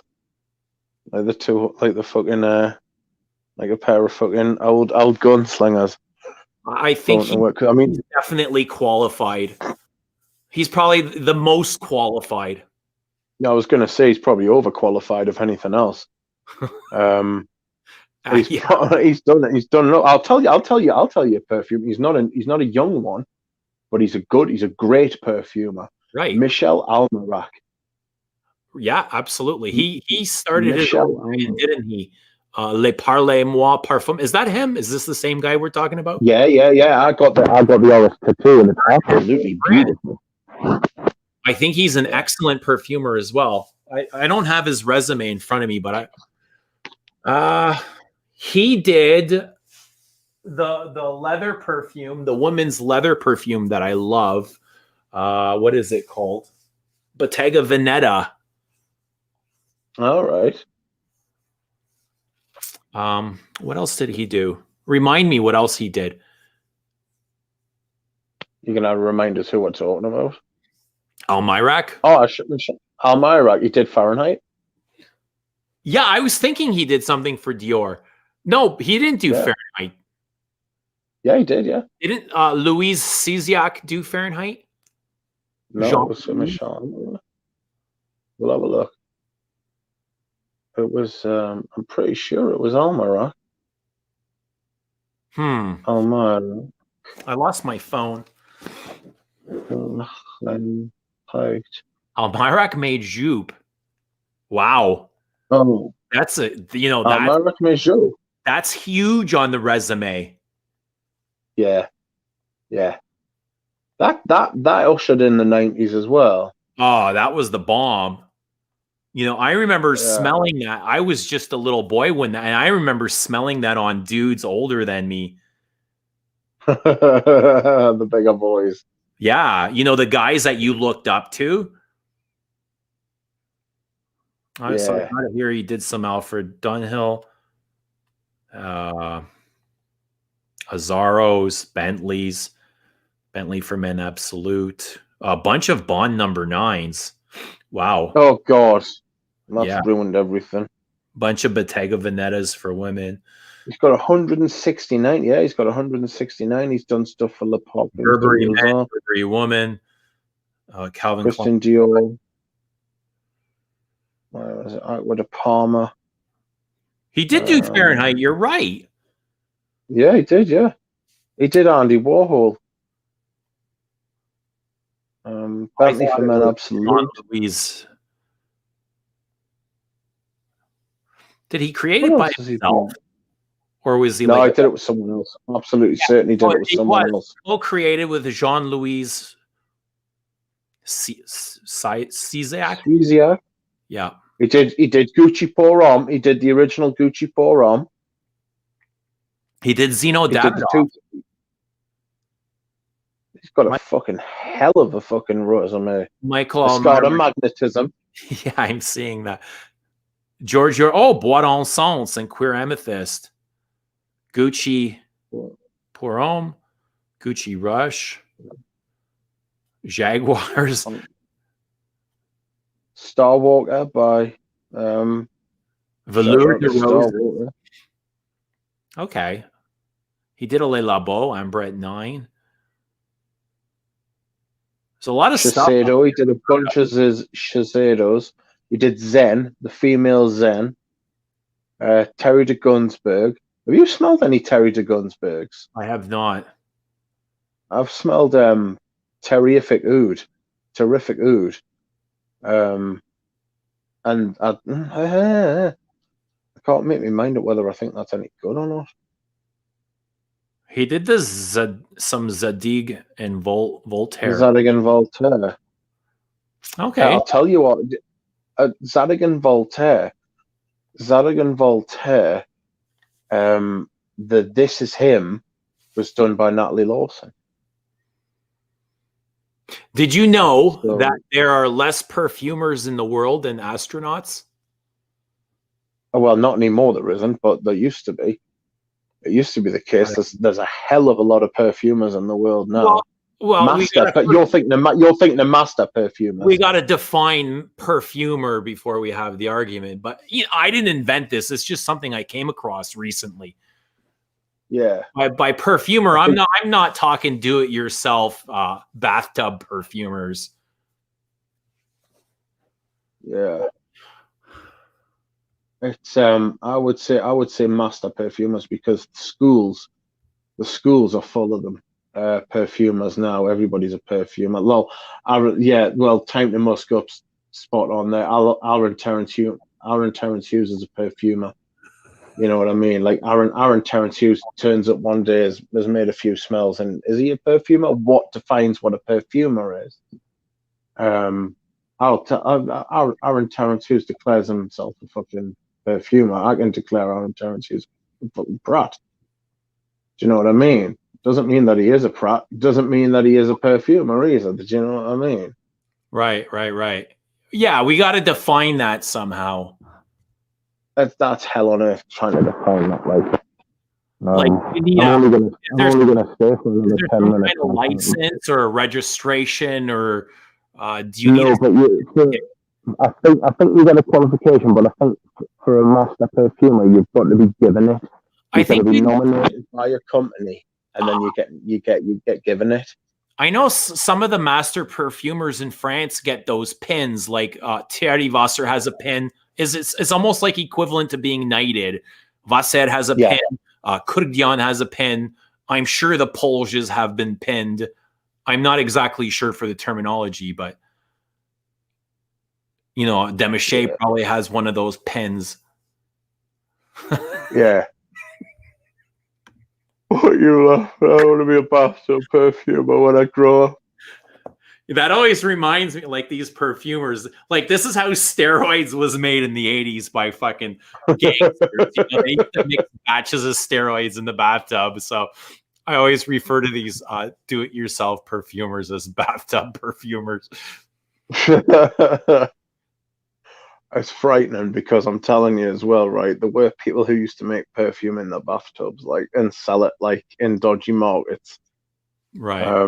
If you went to somewhere like Turkey or some other like place in the Mediterranean, you would always find like dodgy bottles of perfume that I mean they're just I mean that's like you take the risk when you buy off Amazon, off eBay. Somebody could just be knocking them up in that sink or in the toilet. I can't ever recall purchasing a fragrance off eBay. I've bought a lot of perfume. Excuse me. I've bought a lot of perfumes off eBay recently. I don't think I've ever bought a fake. What's it like 2:30 in the morning where you are? It's quarter to 2. I'm gonna go at 3 hours. At 3 hours, that's the limit. My dad is a master welder, but once he got drunk and told I'm me not to a make master bathtub welder mess. at all. I'm the bathtub welder. I'll admit it. I'm not qualified to weld, but I know enough to get the job done and to get it moving and to get it working. And then after that, you know, when we have time, we'll fix it. But I know the bare minimum. I know how to run a torch. So what do you do, if you don't mind telling me? Are you just a welder, or are you just like... I'm not a welder at all. I don't... What were you doing welding the other day? I needed to fix something and get it ready for production, but I make... You just moseyed over to the welder and thought, oh, fucking that just looks easy enough. Yeah, it was the easiest way to fix stuff, so I had to weld it together. Outrageous. Hmm. I think Rich would love Le Lion. I think I would love Le Lion as well. Man, it's strong and well. First of all, I wouldn't call it oud. What it is smoked woods. It's a charred wood accord, so it's not real oud, but it's equivalent to what a lot of Western brands call oud. You know, what would you call oudy today? What's a designer oud? Oh, like to fucking use it. I'll tell you what. Crap. Say there's. Sorry. Have you smelled Agar Eben from Hermes, the exclusive? No. It's the similar. It's just smoked charred woods. It's not. It's just a smoky note. Yeah. It's a smoky accord that smells like. Have you ever burning wood? Have you smelled Polo Supreme Oud? That's just maybe in passing. I smelled that in the leather. Oh, it's just. But you know what the synthetic chemicals they use to make the fucking ouds is just they're just rotten. You know what I love is the original Polo, the green bottle. I think that is such beautiful. Yeah, I'd love to get like an older. I think even the modern stuff, people call it trash, but I go into the drugstore and I spray it. I'm like, this is the best thing in the drugstore, you know? Yeah, I've got a Cosmo. Colognes, that and Chanel I've got a Cosmo. Yeah, I don't. Yeah. The Cosmo knew how to make a fragrance until the. I definitely wouldn't pay $100 retail for it. No, I can't remember what I paid for my Polo. But there are plenty of Cosmo versions out there. Yeah, I wouldn't buy a modern for retail. No, I know what you mean. Well, you wouldn't have to. You could just get them on a discount there. Mm. No, what I mean. Food is sandalwood. So I get what they're saying. Yeah, it's smoked woods. It's like it's almost like they've taken tonka bean and charred it. That's what it smells like. Yeah, they've taken a woody, sweet, a little bit sweet tonka and just added a char accord to it. Char. I like tea. What's your favorite tea fragrance? Tea. Yeah. Guerlain has Russian tea. Neroli out Noir, I think, really good. Yeah. That like a black tea. Sorry? That like a black tea. You're muffled. Is that like a black tea? Can you hear us now? I can hear you better now, yeah. Yeah, it's not a black tea. It's more like a. I like a black tea. It's not a dark tea like Le Labo's Thé Noir. It's more sparkling and clean, but it has a nice oud accord in the base, like a woody accord. I wouldn't call it oud. I mean, Guerlain calls it oud, but it's not oud. But it is smoky. Yeah. It's like a smoked tea. Tea and wood. I like tea. I've got Russian tea by Musk Milano. I have a sample of that. Brady. Well, you've got a sample of it somewhere. Yeah. Do you like it? Yes, I do. I was very unhappy with Musk Milano when they fucking shrunk the size of the bottles, but like didn't shrink the size of the price as much to fit. So that was just a way of putting the fucking price up. It's just. Are you familiar with Le Male or Ultra Male? Not Ultra Male, but I have got Le Male Essence. It's the only Le Male I've got. Okay. When I want to wear an obnoxious sweet fragrance, that's what I wear. I think that's the really buff bottle, right? That's the Le Male Essence one's the clear one. It's chiseled. Right? Yeah, the Le Parfum Essence, that's right. I think that's actually the best version of Le Male. Yeah, I've never liked Le Male. When it first came out, I was 10, and I was already like interested in fragrances then, because I just liked things that smelled nice or smelled like that. And then like Le Male was like around a lot when I was at school, and it was just like, this is fucking foul. I was like, why would anyone ever want? But I was always a Tommy Hilfiger. Tommy for men was always my thing. I always thought I was proper sophisticated by liking that, because I used to like the clothes as well. Sorry, boy. Tommy for men. I'm not familiar with any Tommy fragrances, but I've had bottles. You're not missing. And I still smell Le Male to this day, like a lot of places. It's kind of a favorite at my workplace. There's a couple of guys that wear Le Male. Yeah. Trying to remember that better, the fucking youth. I'm not very keen on it. Like, I loved it when it first came out. I thought it was huge. Like, it had a beautiful vanilla. It doesn't feel like it's the same to me anymore. Do you know what it smells like? Do you know what I think it smells like? I think it smells like a re-release of Caron Pour Un Homme. I think it just smells like that on steroids. I think Caron is brilliant. I think the Le Male is far from the Caron.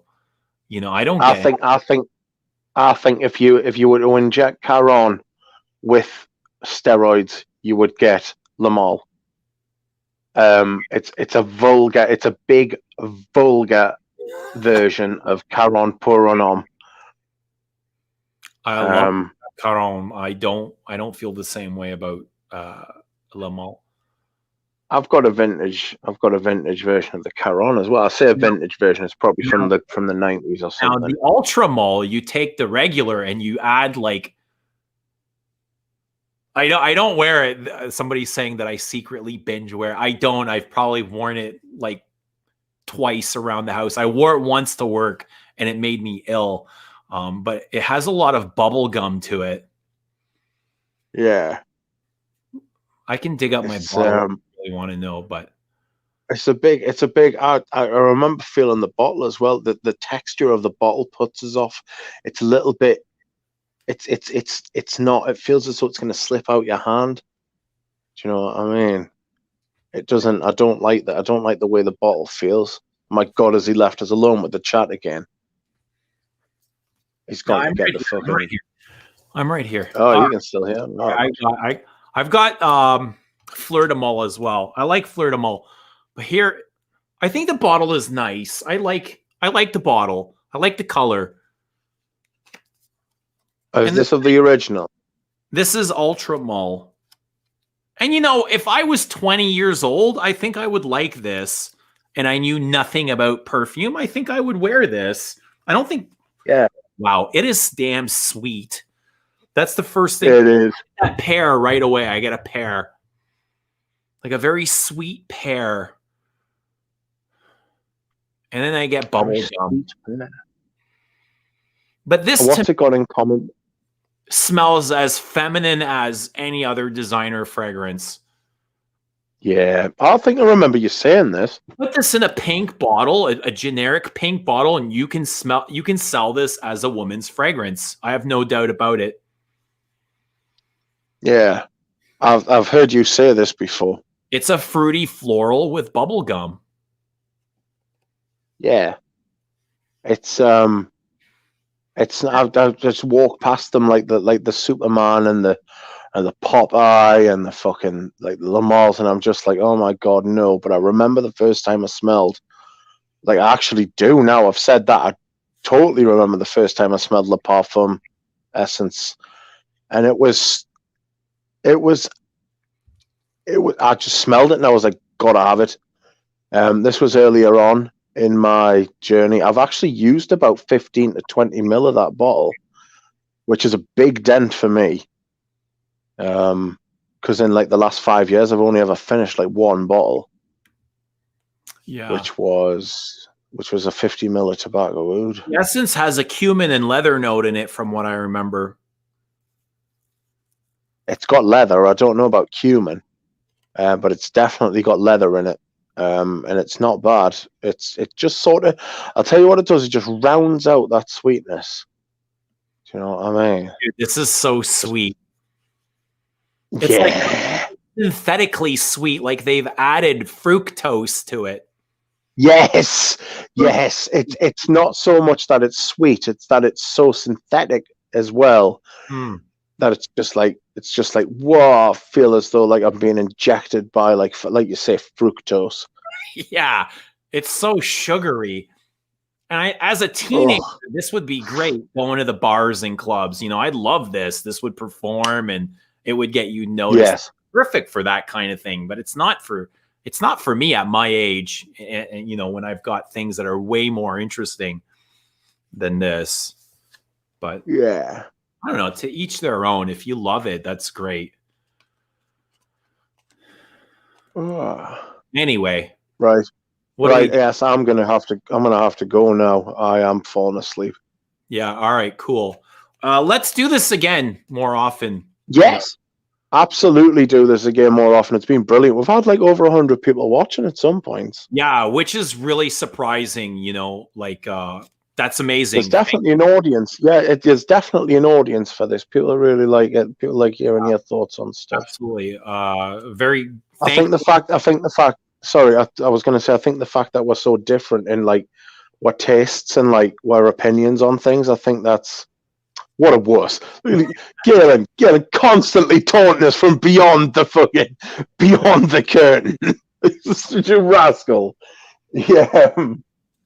No, I think it's because we've got like different opinions, but we're like meet on certain things. It's a good juxtaposition, like KOUROS. I'll be the smelly shitty bit, you be the nice clean bit. No, hang on. Why do I get to be the clean bit? I like dirt too. Rudy, you want to come on? I mean, you want to come on quickly before we go? Rudy's got good taste. Maybe if you have to go, somebody can take over. I can stay on for a little bit longer. I do got to get up in the morning. I am working. Oh, fucking falling asleep. Yeah, absolutely. Scott is right. I will. Hey, tomorrow's the Super Bowl. Do you know what that is? Even I mean, I do know what the Super Bowl is. It's the grand finale of an American sport. I've got to be honest. American football doesn't tempt me. It just seems like it's just people running into each other. There's more adverts than there is fucking. It's like watching a bad fragrance review. There's more adverts than there is content. Involved, you know, that's part of it. They're selling us their advertising. That's what puts the game on the television for free. Yeah. Put your predictions down in the comments for tomorrow's game. I'd love to see Kansas City win. You know, Tom Brady's just got so many. He's the greatest of all time. He's definitely cemented that legacy. So I'd like to see somebody new take over. And I think the quarterback for Kansas City has what it takes to, you know, to carry that torch. He's got one Super Bowl already last year, I believe. Is that one? Is that Tom Brady who just keeps going on and on and on? Yeah, he's married to the supermodel Giselle. Giselle Bündchen. So I wonder who Leo DiCaprio will be cheering for tomorrow. I literally all that went over my head. I'm not into pop culture, so I don't know what that. He used to date Brady's wife before they were married. Oh God, he hit it first, did he? Oh my God, that's a terrible blow. Do you know what I mean? Just imagining Leonardo DiCaprio going through your wife before you did it. Oh no! What a horrible thing. Oh no! It'll be interesting as long as it's not a blowout, as long as it's competitive. Yeah, it's awful when like because I'm comparing it like we have another dude that's dated her as well, so that's pretty cool. Who? Someone in the comments dated her.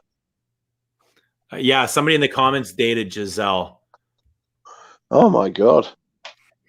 All right, Rudy's dated her too. He's going to chow down at Taco Bell. Maybe some other time. Somebody else want to come on? Or we'll just, maybe we'll save it for another day. Yeah, Scented Moments often does a late night stream. Yeah. He often does because he's hours difference. He's in Portugal, right? He's 6 Yeah, hours. he's like an hour. I think. Yeah, he's. It's oh God. It's 3 a.m. where he is as well. If he's in Portugal, yeah, he's an hour ahead of me. Yeah, he's committed.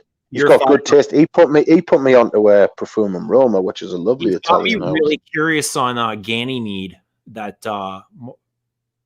Marc Antoine Barrios. I want to smell Ganymede. I'm really curious about that. Yeah, there's a lot of people. Pep talks about that one as well, doesn't he? Yeah, a lot of people are. Yeah. Right, I'm off. All right, guys. Thank you very much. I think we hit 100 and something viewers. I don't know if it got to 110, but we got in the high 100s. There's a big market for people like hearing what you've got to say. Awesome, guys! Thank you so much for tuning in and sticking with us for 3 hours. I had a lot of fun. I saw a lot of your comments. Kids. Hopefully, we can do this again. Galen, thank you so much if you're still watching. Maybe we can get Thomas on next time. Duck, quack, quack. I appreciate you. Duck, appreciate you as well. Thank you. Duck, Galen, Thomas are guys that I talk to pretty much on the daily. We have our own little that's right. corner in this universe. I appreciate you guys so much. You don't even know, but don't want to turn this into a bromance. But anyway, I'll talk to you guys all soon. Duck, good night. Thank you. Night. Thank you. See you later, Matt. Guys.